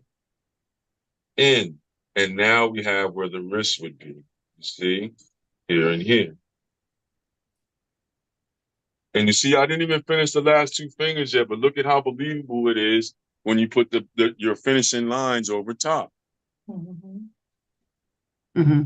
You see? So then, yeah, like how you did, Nadine, to get that hand, you switched to the pencil. I feel you. I had to because I hit a marker and it was the heavy line. It wasn't like Yeah, an you old see? marker. And I was like, oh man, I messed that up. No, it's okay. You just learned something. That's all. Mhm. You just learned something. That is all. You know, that's all that happened there. Mhm. You know? This is probably the But the best hand I've ever overall feeling, then that's when, like, now you get the hands in position. I will worry about what's in the water now. You see what I'm saying? I can't Mhm. just leave the water blank like that, not unless I know I'm doing it in color. But if I'm still staying with this Sharpie idea and something from nothing, then that means that, look, I'm going to at least put one small ship out here, small sail ship possibly, that's caught up in the storm, you see, trying to get Mhm. out of there. You know, we got another one over here halfway, possibly trying to put down its sail. You see, the mast is here. It's probably trying to pull down the sail so it can sit and wait this storm out. You see what I'm saying now, everybody? Mhm. See that idea there? Oh yeah. No? Yes? Yeah. Yes. Yeah, then Yes. you can put the directional flag trooping down. You see? Would anything be flying in the sky? It'd probably be upper sky at that point. You wouldn't want to be nowhere in here. You know what I Heck mean? no. If you're flying in the sky. So we can have some fun and put a hot air balloon, small circle, two lines, in a small box. That's like an accident waiting to happen. Right. But if I put it in this area and put it small, doesn't it look like it's above the clouds? Yeah. Yeah. And that's the Yep. feeling that you want. Because think about it, in our other scene, the mast and the sails was wide open and big. You see what I mean? Under Mhm. a storm like this coming, nah, man, you don't want Time to that. roll. Yeah, it's time to. Everything is trying to roll out of this vicinity if that's going on. Hot air balloons want to go up higher. Airplanes want to go up higher above that cloud front. That's why a lot of times you will hear a crop plane or that type of plane. You'll hear it and you can't see it. It's because it's flying above that cloud cover. What's Mhm. that thing you just drew in there, Don? The Say last again. thing? What's that last thing you just drew in there above the other little boat? Is it another Oh, boat? that's the Hot hot air air balloon. balloon. That's a hot Uh-huh. air balloon in the distance. You got to Uh-huh. make it real small though. Mm. When you pick the area. So I have an open area in my clouds there. I put it there. If not there, you already have your kite here. So maybe a balloon can go here, you see in your upper sky, but it has to be small to show that it's the furthest point away from you going up away from you. So then I'll put another one there so it can feel like that. So I'll put a smaller one here. Same thing, two lines and a little dark line underneath. See how that feels like? It's a balloon Mhm. way out there. Does it Mhm. feel like that? Yeah. You see Mm. it? Yep. That one little balloon right there? Mhm. Yep. Because that's how it would seem if you was out at the shore front. Because I don't know when they do that hot air balloon festival. I know in Jersey where I'm a resident at. I think it's what late summer. They have like an air balloon thing that's Mhm. in our area, and it has a drop off a drop off or a pickup point in some of the farm areas. I don't know if they still do it or not, but if you start to see hot air balloons in your area, it's because they have a festival that they do with the hot air balloon travel. Yeah. A lot of Um, people don't know. Here's a tidbit for you. A lot of people don't know that the Empire State Building, what's that building that looks like the Empire State Building in Philly? Liberty Place. Liberty, yeah. Yeah, Liberty Place. Okay, spots like that were docking areas for air balloons, Mhm. and it was only for the elite of the world at that point. So they don't have that much footage that you can find, but when you do find it, you'll find a hot air balloon that's attaching itself to the top of the Empire State Building, and people are offloading and loading. Mhm. So these are things you can look into. A lot of people like, all right, some people might be in amazement about that, but then what was Buck Rogers all about? Buck Rogers. Yep, Buck Rogers, and how they switched that up when it came around the 80s, 90s to make it seem like it was Buck Rogers, an intergalactic thing, more so than Buck Rogers, an interplanet thing, whereas most of all the airplanes and stuff was hot air balloons, if you remember Buck Rogers. Mhm. And that's what that was explaining, if I'm naming the right character. Oh. So they're talking about how hot air balloons revolutionized, how would you say, flight. Mm-hmm. What's the And then that question? Heidelberg thing where the balloons blew up and everything, Mhm. that was Yeah. pretty much the end, because they was trying to get rid of that idea of efficiency and move on to the airplane. Mm-hmm. So, if you really look into it, you'll find out that stuff. That's why I like using hot air balloons a lot, Mhm. because it's more so like a metaphor for a certain time frame. Because you really don't get to see them a whole bunch anymore. Now all we caught up in is jets that look like bugs, helicopters that look like bugs, and different type of bird species, smaller bird species. Mhm. You see? So then let's think about it, everybody. How would the water be looking during when a storm is about to come? Has anybody ever observed the sea or a body of water to that point to see what happens when a cloud cover comes over like this? Well, Yeah. you have what you see. Who said that? Nadine. Nadine, you said that? What it look like then, Nadine? Is it a still water like how we have now with nothing going on? I don't know necessarily. You know what? There are a lot of things that happen. Okay. Okay, break it down, Um, Captain. I'm gonna break it down. Okay. So one of the first thing I notice is the feeling in the air. Okay. Okay. So the temperature is changing, Mhm. and there's something that happens. It's what I learned from flying drones, and I haven't done Mhm. that in a while. Is like if you fly a drone close to the water, it could pull the drone into the water based upon Exactly. everything else that's going on. So Exactly. there's this thing that's happening, the temperature, storms coming in. I'm not a meteorologist, Mhm. but there's a clash between temperatures and moisture. Yes. Okay, that's happening. And then you start to feel it on your skin. Okay, Yes. the wind is changing, the smell is changing, the Yes. scent, Yes. because things are getting pushed around and moved around, and Mhm. you're picking that up. Now, I think before things get really crazy, you might see some cool reflections in the water. Okay. Let's go Um, more so for marks, the edges. What are the edges of those things looking like more so than the color and things like that at this point? See, I find that the lines are more sharper. Yes. Okay, the You're deep, on it. You're on it. okay, so when I start to see that, things get more intense Mm-hmm. and deeper in color. Yeah, well, That we don't want to talk about color just yet. We're just talking I about just the line I'm and thinking shape and line form is idea. Yeah, so that's what I Just try start. your best. I know what you're doing, Nadine. My bag. I'm sorry to hear that. I'm trying to recall the storms that I've seen. Yes, Now, I've seen storms come in yes, when I'm on a cruise ship, yes. and that's different because you're really out there and the waves are big. Mm-hmm. But you Okay. feel it coming on, like how you're But saying. you You feel feel it this coming on. ominous feeling, Mm-hmm. like something's coming. You Mm-hmm. feel it. Then all Yeah. of a sudden, that undulation or that, how would you say, vibration or that Mm-hmm. energy starts Mm-hmm. to tussle about above and below the waters. Mm-hmm.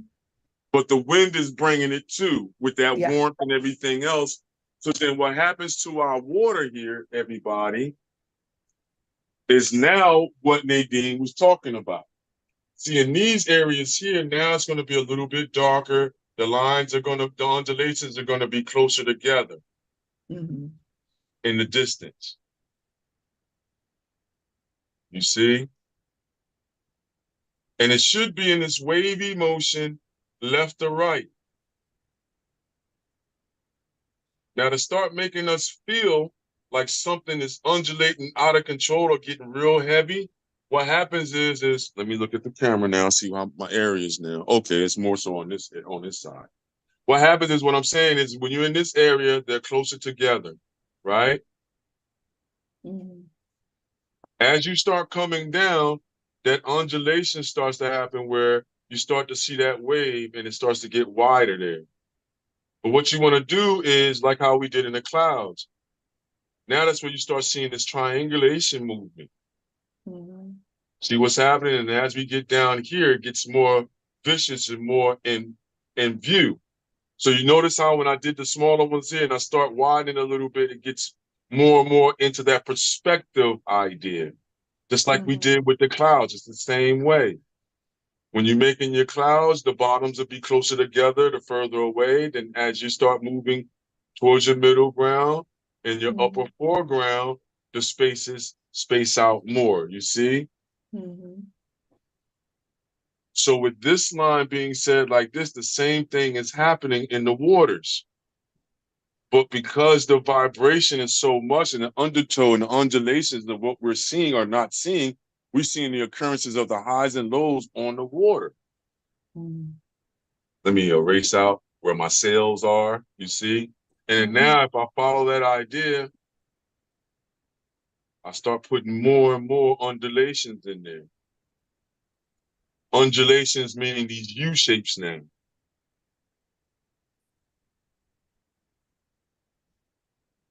And notice if you look at them, you'll have one under another one in that stacked idea. Now it's funny too. Some areas will be calm because that's letting you know the current is coming that way. Mm-hmm. I don't know if anybody or you guys ever observed to those levels to watch how the undercurrents tell you what the top waves tell you what the undercurrents are doing. Yeah, I don't know. All I know is sometimes, there'll be areas where it seems like nothing is happening, and then around it is a lot happening. Right.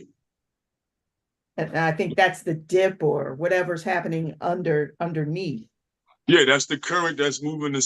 It's moving in the same type of direction as the wind is, but it's undulating. It's hitting the surface and then going back and things like this.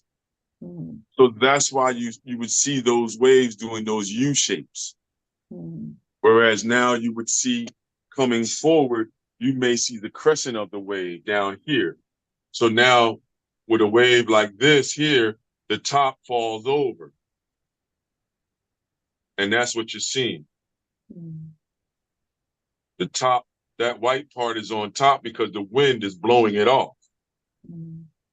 You see that part there? Yeah. And now this part will be darker here. And then now you would have that same white area right there.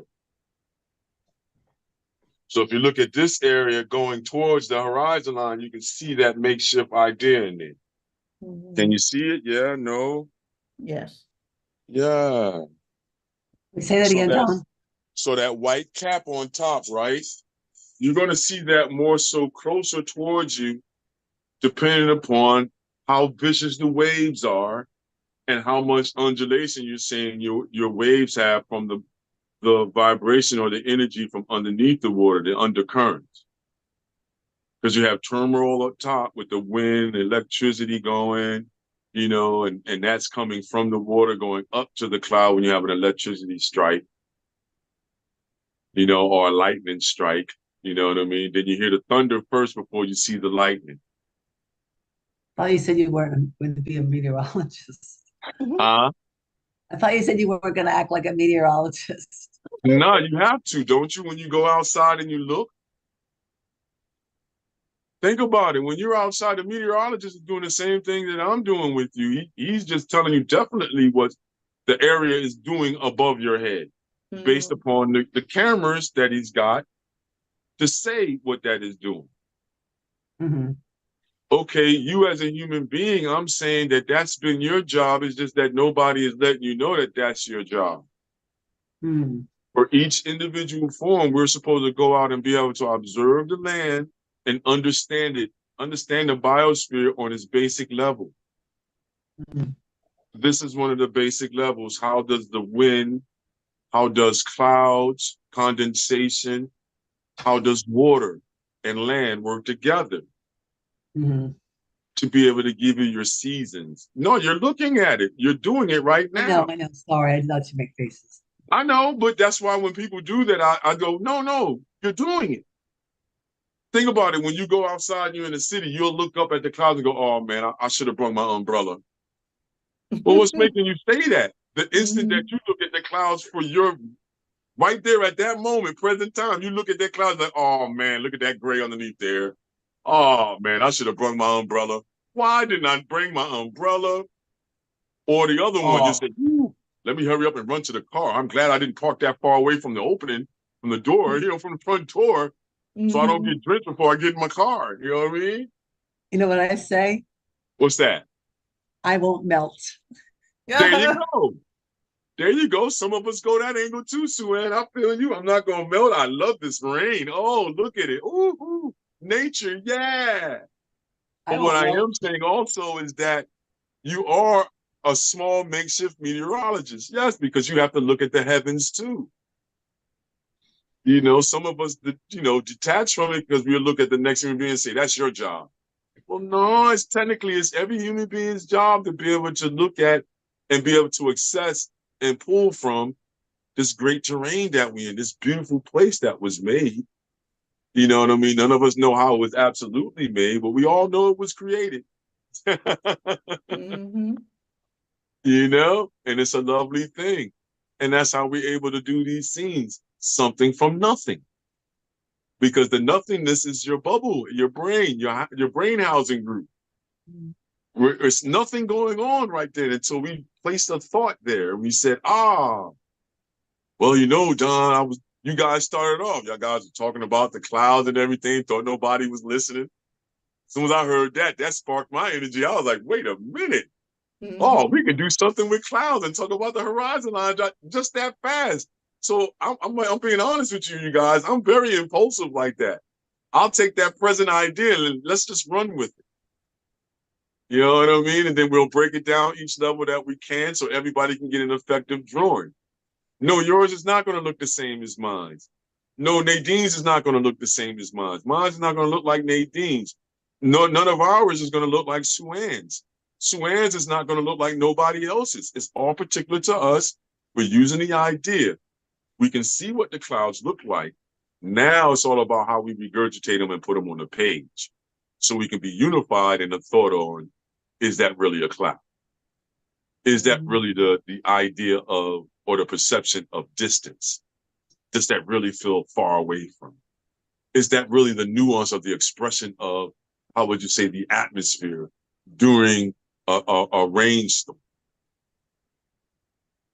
Is that really, did I capture that feeling of all those dense clouds in the atmosphere above me? And I'm looking at the bottom. Does it really feel like I'm looking at the bottom of those clouds? Before we even get the color, we're talking about just the form. You're always seeing color You just got to know when to turn it off and just look at the tonality of things, the darks and light. Wow. And now you really can see the power of those clouds that you made. Mm-hmm. Like really feel the ominous feeling that you're making when that front comes in. Like how you said, Nadine, if you're on a boat, you feel it more. Yep. So I've been sailing, I've been on speedboats on the Delaware, you know, I've been on cruises on the Spirit of Philadelphia and so on and so forth. Cruises, comedy cruises from Baltimore where they take you out on the water. And yeah, they take you out to the point where you can't see land. And that cloud comes about and you on that upper deck and you look at it, you get a certain feeling when you see that dark cloud Right. coming over you. And all of a sudden you feel that water start to change in its movements and its thoughts. And you're like, oh shoot, man, I better go inside with everybody. I Right. know when I was on the ship, I'm not gonna lie, when I was in the Marine Corps and they take you way out there then. Yep. And man, when that storm came on a couple of times, like, thank God, man. I looked at all the Navy guys, said, thank you. Thank you. Uh-huh. Salute the captain harder, like, oh, sir, thank you. Yeah, thank you. That major, you know what I mean? Oh, man, I saluted him with so much pride because I ain't gonna lie, that first time when you're out there and these type of clouds come over your head, whether it's worse at night, but it scares you more during the daylight because it gets dark fast. Am I on it, Nadine, or not? Doesn't it get Yes. dark out there real It fast? gets dark fast. It could be a dark. nice day. You're looking like, oh, it's so beautiful. Then all of a sudden, you'll look to your left and be like, oh my God, you know? Right. What is that? You know? You'd be feeling like how Dubai, God bless them, how they felt when they seeded their clouds and they had too many of these clouds overhead. And they didn't build a city enough like how our sewage systems are to handle massive amounts of water to flow through it. So unfortunately, Dubai is going through it right now, you guys. And it's because of the weather like how we're alluding towards. So just think about that. Think about if you were standing outside at the shoreline. Like I've done it a couple of times at Atlantic City shoreline and I would just say Egg Harbor Township out that way. And I would just say that front comes up from the southeast, you know what I mean? And you out there on that water and you see how everything changes. You be like, woo, I'm glad I'm in this hotel room. You know what I mean? Right. And You're I'll like, paint time and to draw go from the in. balcony. Yeah, I'll paint and draw from the balcony then. But you can see the power of nature. This is beyond any words, anything. I don't care who you are. When you look out there, if you don't have any understanding of creativity or creation, you look at these clouds and they say, whoa, wait a minute, that's wow. And you may deduce down to its beauty at that point, the beauty of that cloud. Yeah. And then wow, and then you'll be like how I am. I can only speak for myself now at this point. And it's a disclaimer for Nadine and everybody else, but it can pull you closer to the power of creativity. Because those clouds came up from nothing to become something. In your realm, in your world at that moment. Can you use that moment as a creative moment? Yes. Can you remember it and take it further? Yeah. Because now you can allude towards the Ben Franklin experience.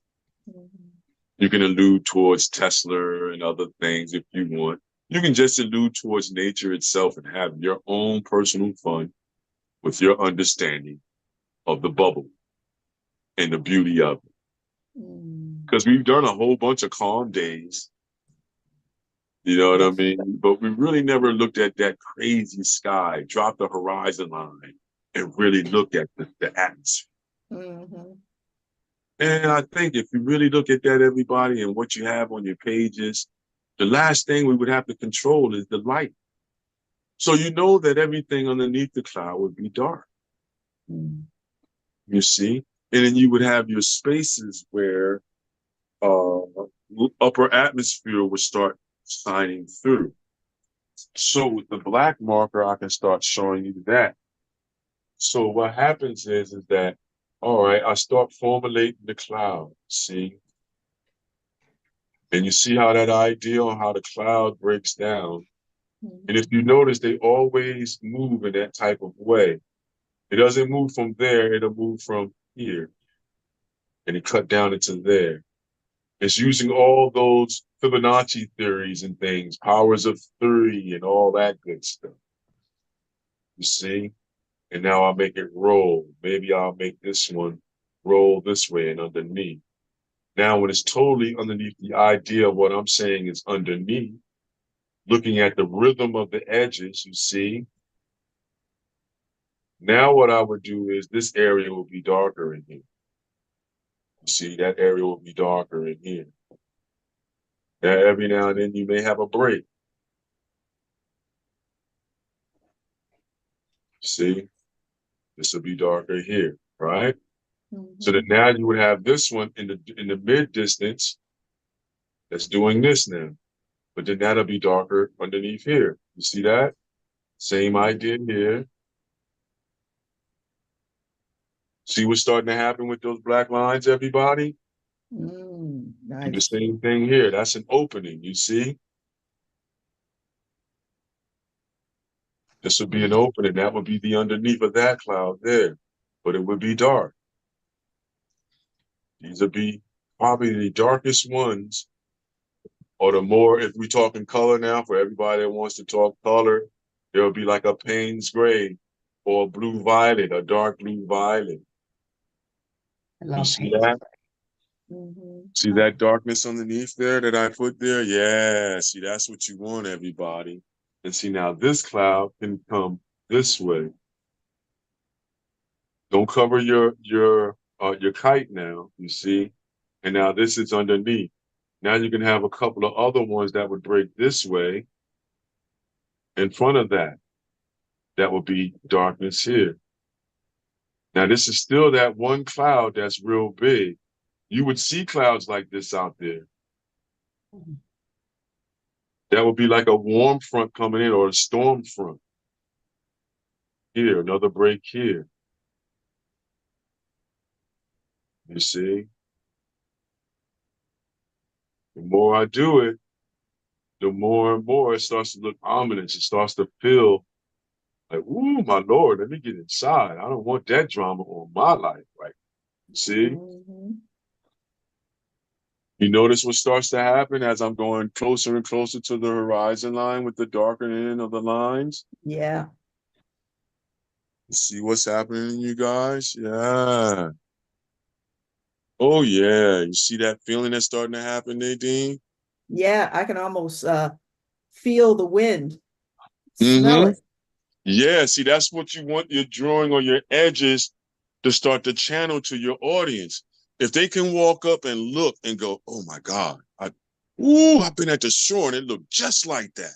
And you know you wasn't at the shore with them. Right. You see what I'm saying? That's the power of this. Like you can put down a couple of marks. As soon as that human being looks and those edges that you've made with those lines, left that mark behind, if that channels to the next human being the same way, you're going to have somebody in unison that's going to say, wow, man, you really understand that cloud cover because it really feels like that. I'm a fisherman and I've been deep sea fishing and it gets like that. And we're trying to get out of there too. So everything you said is plausible. It's real. It's real. You know, and I've been out there deep sea fishing off the coast of New Jersey, you know, the Jersey Shore going towards Asbury and Long Branch at this point. And you can, you know, rent a ship or you can be part of a ship that you can pay to get on, everybody. And yeah, they'll tell you that the shipman like, oh, okay, you guys, we're turning around and going towards the shore. We have, and then by the time you get close to the shoreline, that storm is over top of us. And now you're hoping that you took the little pill that'll keep you from getting seasick. Because you're gonna get seasick. It happened to me. I was like, oh my God, I should have took the little pill. I was okay on the ride out. But on that way back, when that storm came over us, man, and we was out there blue fishing.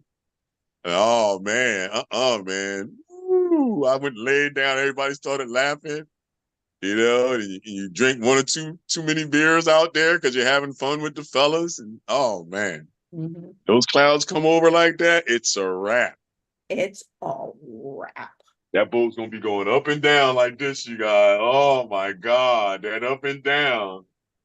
Some of you should start having that feeling, like, you know what I mean? And start, ooh.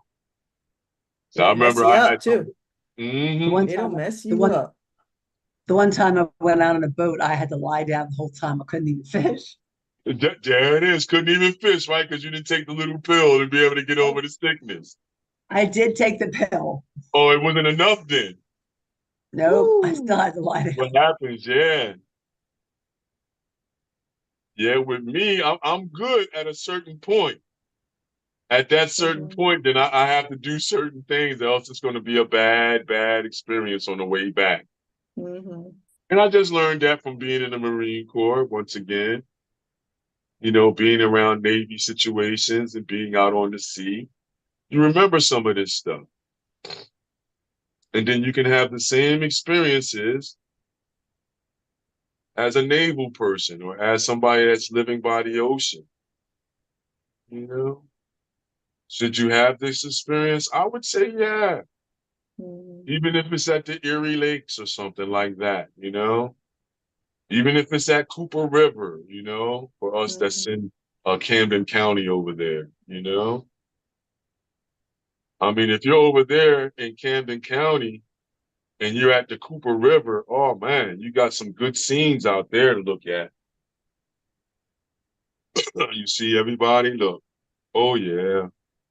Mhm. You see, and now I just danced that sky in, but notice where I'm stopping, right near my red line. Mhm. You see? See what's happening? I'll put in more of the darker lines. That's the bottom of it when it gets here in these areas, you see? And now with the break in the sky, you may see some of this here, and this is at a distance.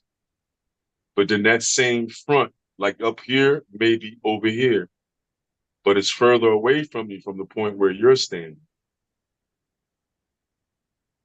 And see, that's when you get these dramatic upper skies. You see what's happening now in my scene? Mhm. Seems pretty dramatic, wouldn't you say? Oh yeah. Yeah, buddy. You know, then you can come back in and you can dance up some more areas here and there. You know, put some more darknesses here, some more of the clouds here and there to fill in spaces. But you definitely want to stop right around that red line, and everything should be at its smallest there, or its most lighted, because now you're at the same point. So if it's raining, you're going to see a diffused area in here. You see, because of the rain that you're looking through at that distance. So the rain is really obscuring your point of view. Mm. You see, so you're looking through the raindrops. That's why I'm saying you have to be a low key novice, you know what I mean, meteorologist when you're doing and you're being a landscape painter. See, a lot of us don't talk about that, but this is what a lot of artists talk about when they're amongst themselves or amongst, you know, critics and people that understand that. And they're absolutely talking about the nuances of what nature is. Because I can talk to a pilot. Mhm. And I remember I've talked to pilots and they go, oh man, it's so beautiful to talk to customers that have an understanding and a love of the sky like myself. Mhm. And it doesn't matter if they're male or female, it's just that you share something with them. It's just like when you're talking anatomy with a physical doctor, Mhm. you It's know what like I mean? When you're it's like talking bonal structure, when you're talking teeth structure to a dentist and you absolutely understand where certain teeth are and Mhm. you're able to describe it to the doctor, they're going to have a better appreciation of you because you're taking the time to do what they know each human being is supposed to do. Mhm. You're supposed to get to know thine self, whether you're religious or not. You're supposed to get to know yourself. That means knowing the micro inside and the macro outside of it. And that's just basically understanding the biosphere, like how we just put this here. You see? What was that you were saying, As Suan? far as the biosphere, no, no. Su This is a certain thing that I saw that it kind of relates to it. So it's a sports thing though. When the Phillies had this really cool thing, it was called the triple play. So Uh-huh. when you walked around and you saw somebody and you said triple play, and then everybody lights up because it happened like once in 90 years. And Mm-hmm. I saw it on TV. It was so awesome. Triple play, Mm-hmm. 1, 2, 3 out in one play. Yeah. Yes, Yeah. it was awesome. Just like this. Everybody, if you saw it, I was talking to a person I saw on the street, and I said triple play. He's like, yes, and he goes on and on about it, and just Yeah. like have a day triple There you play. go. Yeah. And then that's like the metaphor that'll trigger that moment. Mhm. And Yes, then boom, exactly. everybody can share into it no matter where they were at, no matter what they're doing.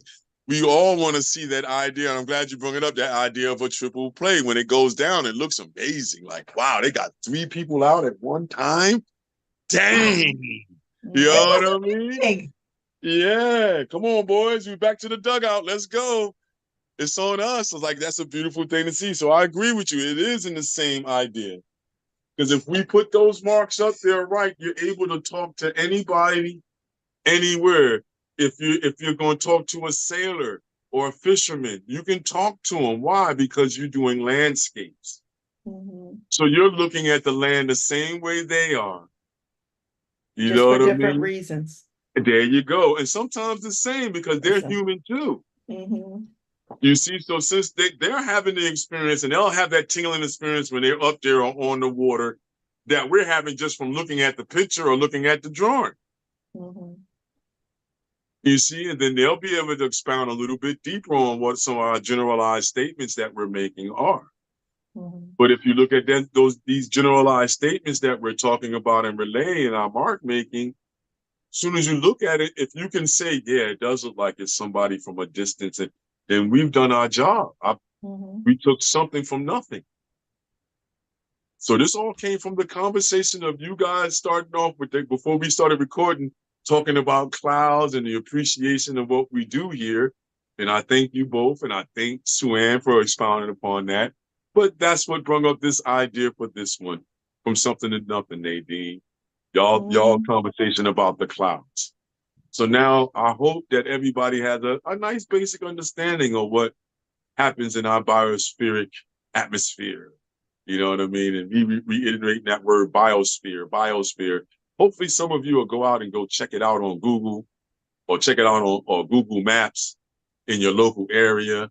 And Mhm. then probably get on some of those things for your local area so you can understand how your environment moves and works around you Mhm. so that you can just be aware. I'm not trying to say you have to be part of the matrix and the metaverse. Huh? No, you just want to have an appreciation of your surroundings. Mhm. You know, this air that you're breathing.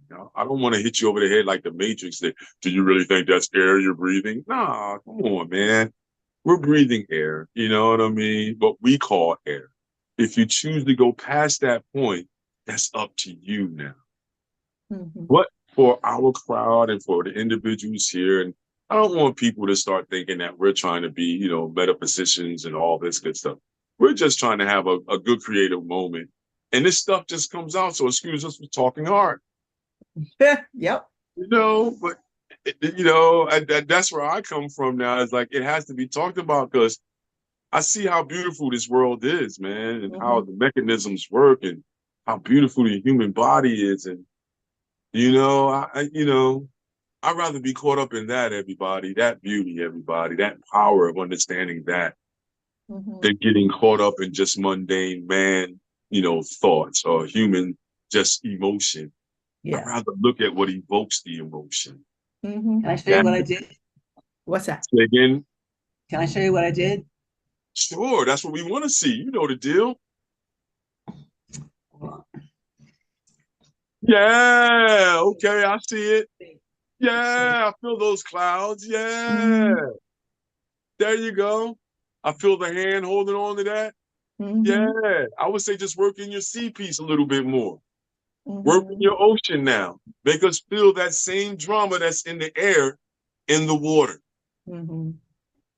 And then if you want to really think about it, everybody, the water is going to be darker than the sky. Mm. which adds on to the ominous, luminous idea, to make it scary, to make it like, oh my God, Yeah. You were surprised by that the water was going to be darker than the sky, Sue Ann?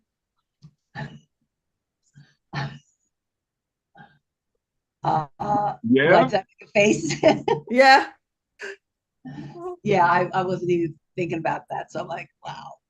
Yeah, I'm, just the next I'm not, time you're on the Delaware, the no. Delaware Avenue or Columbus Boulevard, the next time you're on Columbus Boulevard and you can look over the water, just take some time and just look over the water, no matter what the day is doing. If it's overcast like today, or if it's a wide open, beautiful blue sky, you'll see that the water is always darker than the sky. Or the contrast of light and dark is more intense in the water sometimes than it is in the sky. It's not that the sky won't be as intense. Yes, the sky is as intense, but as far as how would you say, the brilliance or the brightness and darkness contrast in the water, because the density of the water is a plasma, it's water, it's a solid, it's water. It's reflecting also the atmosphere, the upper atmosphere back at you. So that's why when the water is calm, you get these beautiful reflections of the moon and of sunlight that looks almost like a creamy yellow type of color. Yeah, that's why. But it's always going to be that water is going to be dark. It's Will the dirty. sky get as dark as the water? Yes, sometimes. I've been out at sea. And it depends upon what ocean mass you're on, Atlantic or the Pacific, is going to seem darker than it is at the other. So yeah, you're gonna recognize all this stuff. If you're not, fearful and a storm is coming, go to the top of the highest building that you can get in. So you can look at the clouds and look at the cover. You may get into a building like the building, what y'all say the building downtown was. It's like the Empire State Building. Liberty Place. Liberty Place. Say again? Liberty Place. Liberty One. Yeah, Liberty Place. You may, like, I know from the ground, if it was like a rainy day like today, and you look up at the Liberty Place, half of it'll be covered by clouds, or the upper quarter of it be covered by clouds. So you know what that means? If you're able to get to the top observatory of the building, you're going to get some beautiful scenes of looking at all the things that are at its high point that can poke through the clouds. You're not going to see the ground. I have some friends that live like on the 20th floor of buildings near here. Yeah. I can't imagine. The luxury high rises on the Delaware Memorial. I'm sorry to cut you off, Sue. Finish saying what you're saying. That there's people that live around here that have bought condos on the 20th floor, like at 20th, 19th and Callow Hill. Yes. It outlooks the art museum, the whole city. Imagine what they're seeing right now. No, I've been up in those buildings because I know some professors that I had, some artists, some elder artists that live in those buildings along Columbus Boulevard, Front Street, along that's 76 or that's 676. Well, the expressway, all along there. If you look at those high rises out there, especially the one that's on the water where Will Smith's pop used to have the spot there, the condos on the water. If you look at them sometimes when it's a stormy or cloudy day, sometimes a quarter or a half of that building will be covered by clouds of the upper atmosphere in our local area. And now when you're at the top of those, you don't even see the ground. It's a beautiful sight because now it seems like you're really in the heavens in those penthouse or those higher level buildings. Used to see it in the projects in Bushwick with my Aunt Annie because she lived in the projects there. And she lived on the 19th floor. No, excuse me, the 20th floor. My great-grandmother lived on the 19th floor. And when it would be rainy days like this, like today, and we would go and visit them on the weekend and we would be having a good time, we'd look out the window and you couldn't even see the ground. All you saw was the bottom of the cloud that you was underneath or in. and you could see all the swirling rain around you. It was different just to see that at a different height. Yeah. So that's why I'm suggesting that if you can, if the building will let you get up to that height, then yeah, have that experience, everybody, from an observatory or somebody's condo, you know, and really see the beauty and the power of nature, or what we call nature. Enjoy it if you can. Have an experience like what we had here today, pulling something from nothing.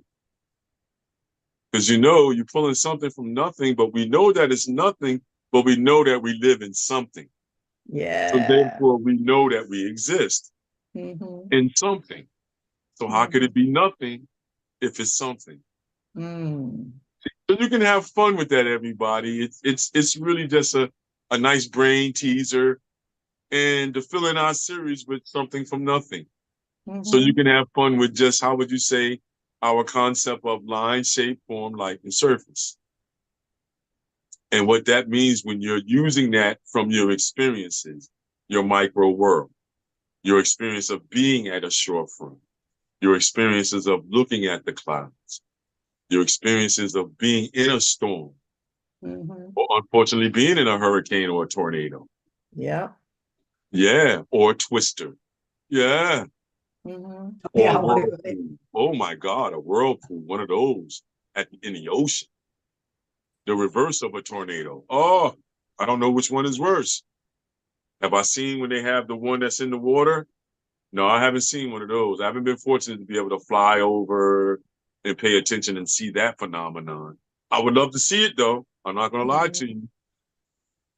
But will I want it to happen unknowingly? No, no, no. I wouldn't want to be in a whirlpool at that point. You know what I mean? In that storm, and be sucked to the bottom, to be displaced out, who knows where, to be, you know, fish food at that point.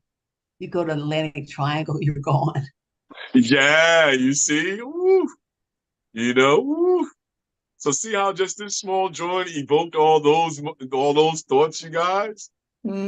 Yeah. That's the beauty of this, man. That's the beauty of this here. So I say keep creating. I'm gonna go get another cup of coffee before we sign off. It is 12:03. It's 12:03. Yeah, I'm Yeah. sitting here trying to send out just some little comments and whatnot to folks, you know, just to get them fired up. Yeah, I hope it did, everybody. I hope it really got everybody to want to observe your terrain where you at. Like, even if you're on Rumble and one of the other platforms, and you look at this video and you get to this point of where we're talking, go in your local arena where you at. You may be in California, I don't know. You may be in the Midwest. You may be, hopefully, you may be overseas somewhere, the Caribbean or over in Europe, Spain. I don't know. Because, you know, Nadine attached this to Rest Fever. We don't know where you guys are going in Rest Fever. So, you know, wherever you're at, and you listen to this part of this video, take it as a suggestion. Look at the surroundings. Really appreciate. Take in the moment. Close your eyes. Feel the wind. Open the palms of your hands and feel what direction the wind is coming in. Turn to that direction and really feel the breeze. Or close your eyes and look up at the sky when the rain is coming down, just to feel that rain on your skin. See how Nadine is smiling right now? I'm smiling the same way. I hope you can feel it in my voice, because I close my eyes and I evoke that moment. That's what you can do in your mind when you're remembering something from nothing. It doesn't have to always be a direct source. You can pluck from several experiences and put them all together. There's a song. Understand? Yep. Say again. There's a song about that. It's by Sarah Bareilles. It's called Brave. It says, "Feel the rain on your skin. Open up your eyes. No one else can do this for you." Thank you, Sue Ann. Preach on, preacher. Beautiful. Go ahead on, Sue Ann. Yeah. We getting it this morning, man. Clap it Where up. your brave is. Oh, clap it up on that one, Nadine. Oh my God, Nadine. We having a good one today, man. But hopefully this touches a lot of people, like how it did touch Sue Ann, to have this expressive moment. And then really, honestly, everybody, go out. Really experience your environment. Even if it's in your backyard and you got 2.5 acres, or you have a triple lot and you got a triple wide on that lot, go into that backyard that you appreciate so much, whether it's an underground, an in-ground, or above ground swimming pool. Go back in your backyard where you spent that money, on that patio, on that porch, in that glassed-in greenhouse area, and really appreciate why you got that made. And look at that backyard. Smell the grass. Feel the rain come down, or wait till the rain stops and go stand underneath that tree that's in your yard, barefooted. Feel the moisture in the ground. Feel the wetness of the tree. Feel the droplets coming off the tree on your face. Have that moment, that expressive moment, and create from it then. Or then after that moment, just look at it and say, wow, look at the colors. Look at the beautiful. Look how it makes my house look. Wow, I never really paid attention to that. Look at how that cloud makes my house look dark and dim. You know what I mean? Appreciate. Yeah, if you're a materialist, you didn't get it just to flaunt. You got it to look at too. What if you're in one of those B&Bs that overlooks and has that disappearing thing? I was able to rent one of those one time where it has the pool inside the space, and it has the disappearing edge. You can be inside the pool and you look across and it feels like you're like in the water looking across to the horizon line. Yeah. I mean, once you have these type of experiences, you can pull from them at will. Don't care where you're at. It can be just from you looking at the video. Not this video. Of course, we want you to look at this video. Of course. Yeah. But say, for instance, you're watching a movie. Now you understand what the movie is really there for. That if you're unable to make it to a certain area, you're looking at the movie. You know what I mean? And you're that moment in the movie where they're walking on the beach and you're looking at that scene and you're like, oh my God. I remember when I was there, or man, one day I'm gonna get to a shoreline like that. Or man, that feels so good to even think about it. I almost can imagine my room being that beach. These are the things that are within your reach if you just let it be and have an experience. And don't ridicule it, don't judge it. So what if your shoreline that you drew doesn't seem like it's in perspective? So what? Does it feel like it's a shoreline? Well, yeah. And if you can say yeah, then who cares that it's out of perspective, you say. Nobody's going to know it's out of perspective until you say something. Right. You know? So enjoy, everybody. Enjoy your mark making. Enjoy your Sharpie moment. For those of us that, once again, that the confidence is not there to just work straight with your Sharpie, then work with your pencil first always, and then come back with your Sharpie to solidify it. Like how I did on the board with the blue and the black marker. You see? Don't be scared. Start with whatever. You know? Pencil, Sharpie, whatever. Yep. Whatever you want. Scrid. I call scared scrid. I said, feel the scrid and do it anyway. Yeah, feel the scrid and do it anyway. Love that. Go for it, you guys. I'm gonna go get me another cup of coffee real quick. I forgot I got caught in that nostalgic blabbering moment. Yes. Nah, it's But all. I was saying one thing. At least I'm not bloviating. Yet.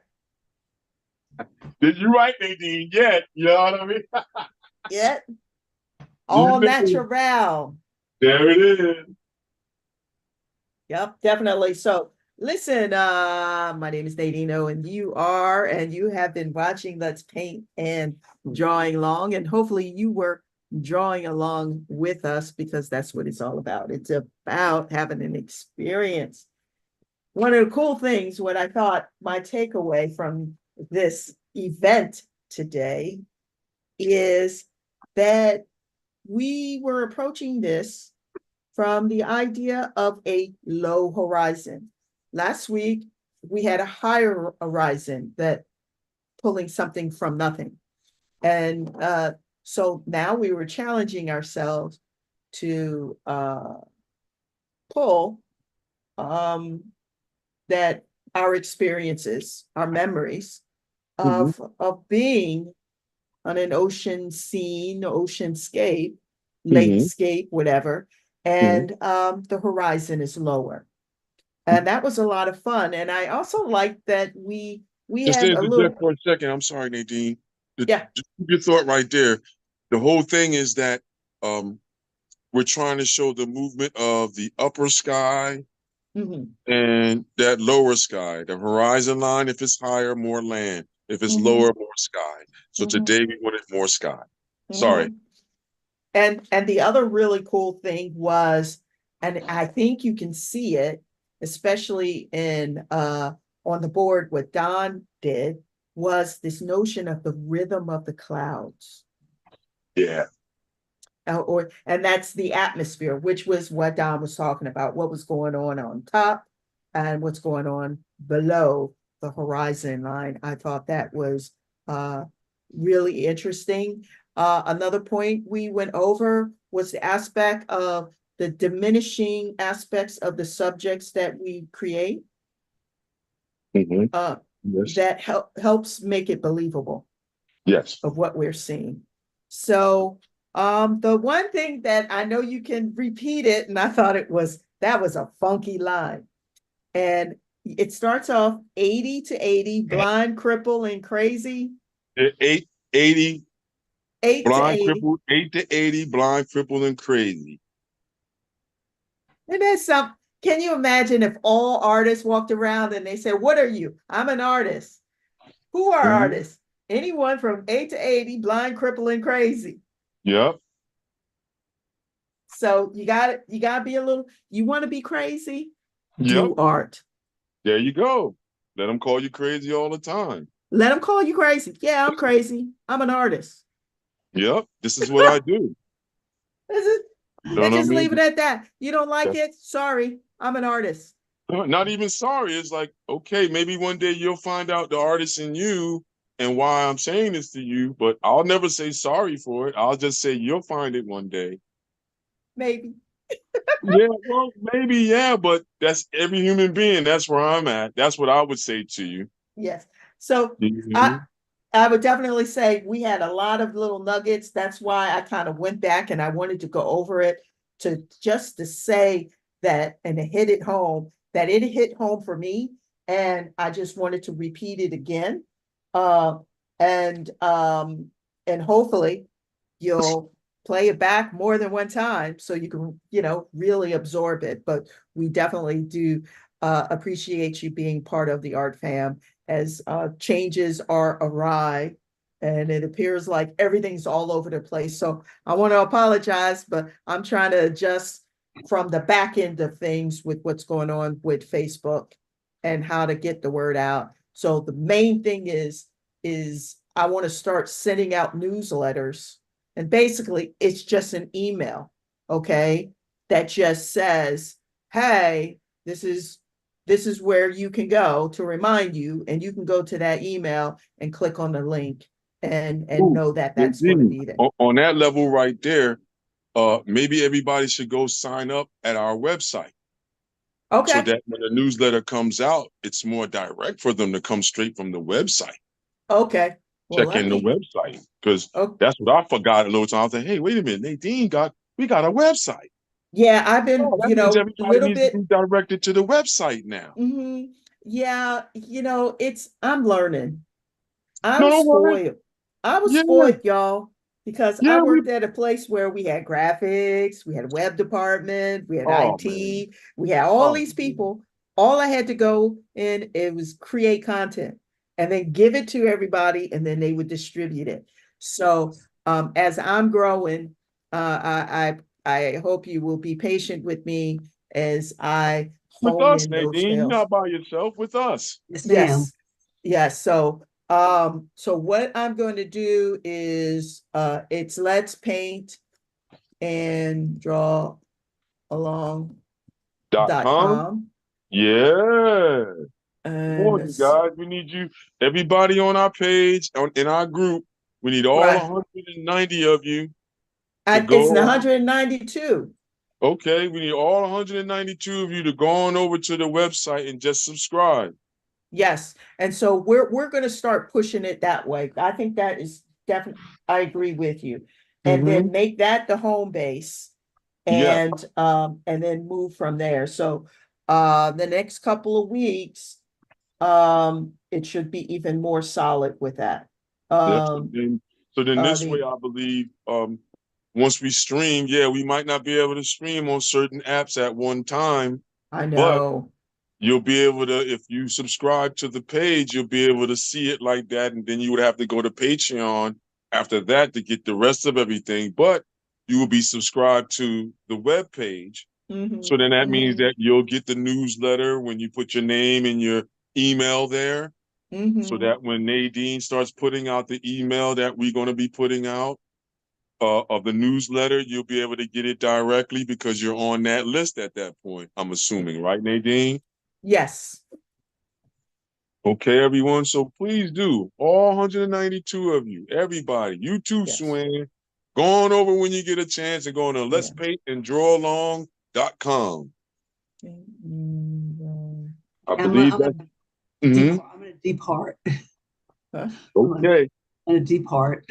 Okay. All right. Have a great day. All Thank Yeah. right. you.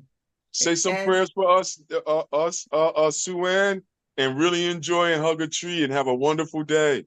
yes, Thank you. Thank you. You know, definitely. yeah, Suan already let me know, and she's like me. I think Nadine, you're the same way. We tree huggers. Yes, we are. Yeah, Gotta it is. hug the So tree. yeah, so every day somebody try to hug a tree, even if it's a small sapling in front of your yard or in your backyard. Hug it and Mm-hmm. thank you for what it does, and watch Mm-hmm. what they do for you, Mm-hmm. especially the ones in your vicinity around you. I guarantee you, you won't regret it. You won't regret it at all. Yep. Every tree that I hugged in my yards when I had them, they were all, protection and Mm-hmm. loving, didn't drop no branches on the house or nothing, stayed strong. I've noticed when I moved away, a couple of those things happened when I rode past the house, or people just got rid of the tree. They're not tree huggers Mm-hmm. and understand what that air does and what the tree does when it's right up on, like if you got a pine tree right up next to your house. Yeah, Mm-hmm. it may seem unsafe because of the heights that it may reach, but the air that you're going to get is going to be much purer than somebody in the city Yeah. because that plant is giving you that much more oxygen, Mm-hmm. converting all the CO into oxygen. Yeah, that small patch of grass that you're saying, man, I don't really have no yard. You better appreciate that yard because that grass Mm-hmm. is giving you some beautiful CO2. You know what I mean? Some beautiful, excuse me, oxygen. I forgot the nomenclature for that one. The CO2 is the bad stuff we breathe out. You know what Yeah, I mean? well, they work hand in hand. Yeah. So just like your skin, it does Mm-hmm. the same thing. Photosynthesis turns that sun into energy for us, and boom, there you go. Vitamin D all over the place. Gotcha. And that's not vitamin Don. Ha ha, corny joke. Vitamin Dawn. Vitamin Don, vitamin D. Vitamin D. With a little bit of the king, the K in it. Yeah.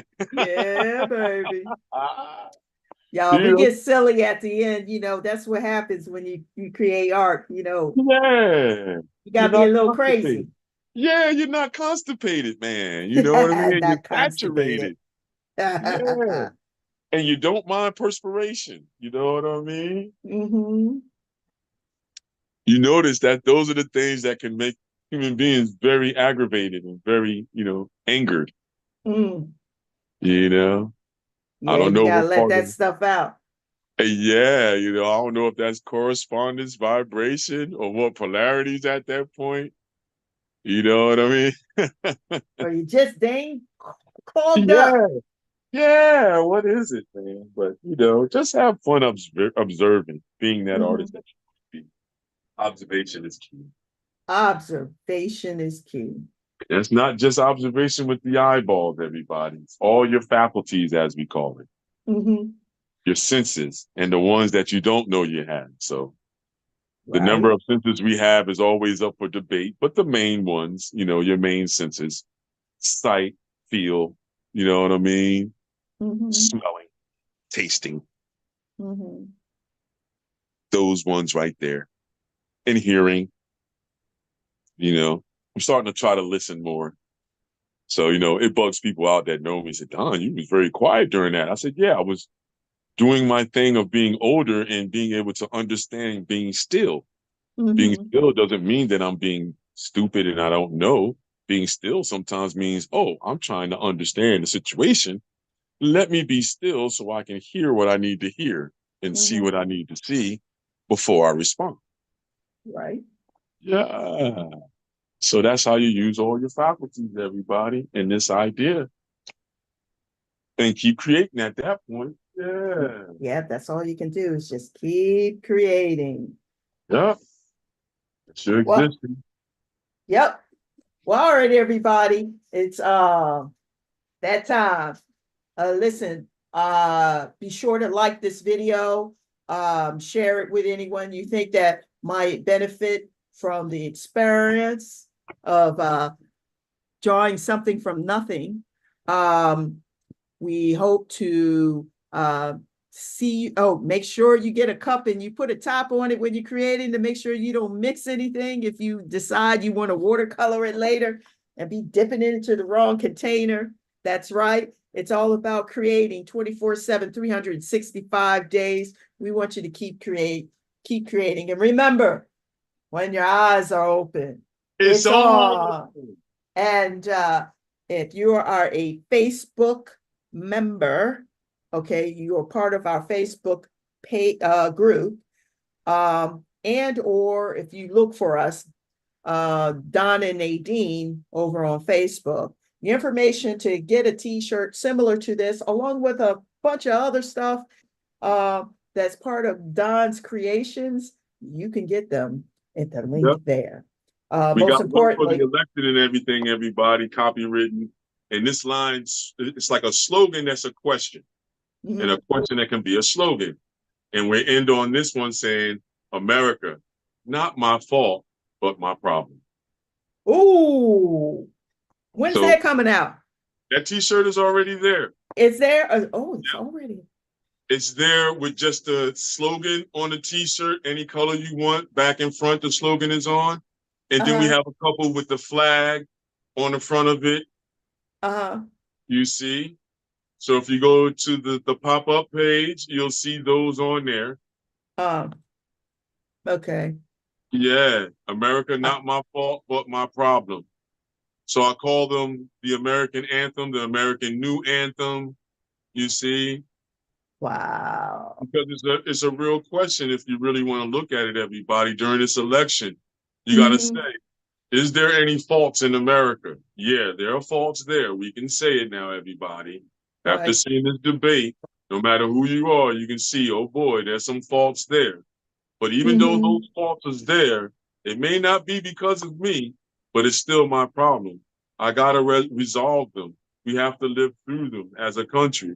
No matter Right. what they are, we still have to deal with them.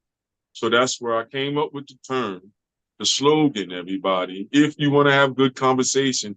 Because I've had people email me on it and tell me, wow, no, that question slogan made a lot of good conversation. America, not my fault, but my problem. Now you can hear where I can use the vulgar idea in there. And yeah, that'll Mm-hmm. come in the future, but I won't say it out loud online. But Mm-hmm. we'll have it on the t-shirt. Yeah, there you go. You see? And that's the one there, America, not my fault, but my problem. And you Mm-hmm. can get it in red, which would be what, Republican, and you Mm-hmm. can get it in blue, which would be Democrat. Mm-hmm. And then you can get the other colors, which would represent independent.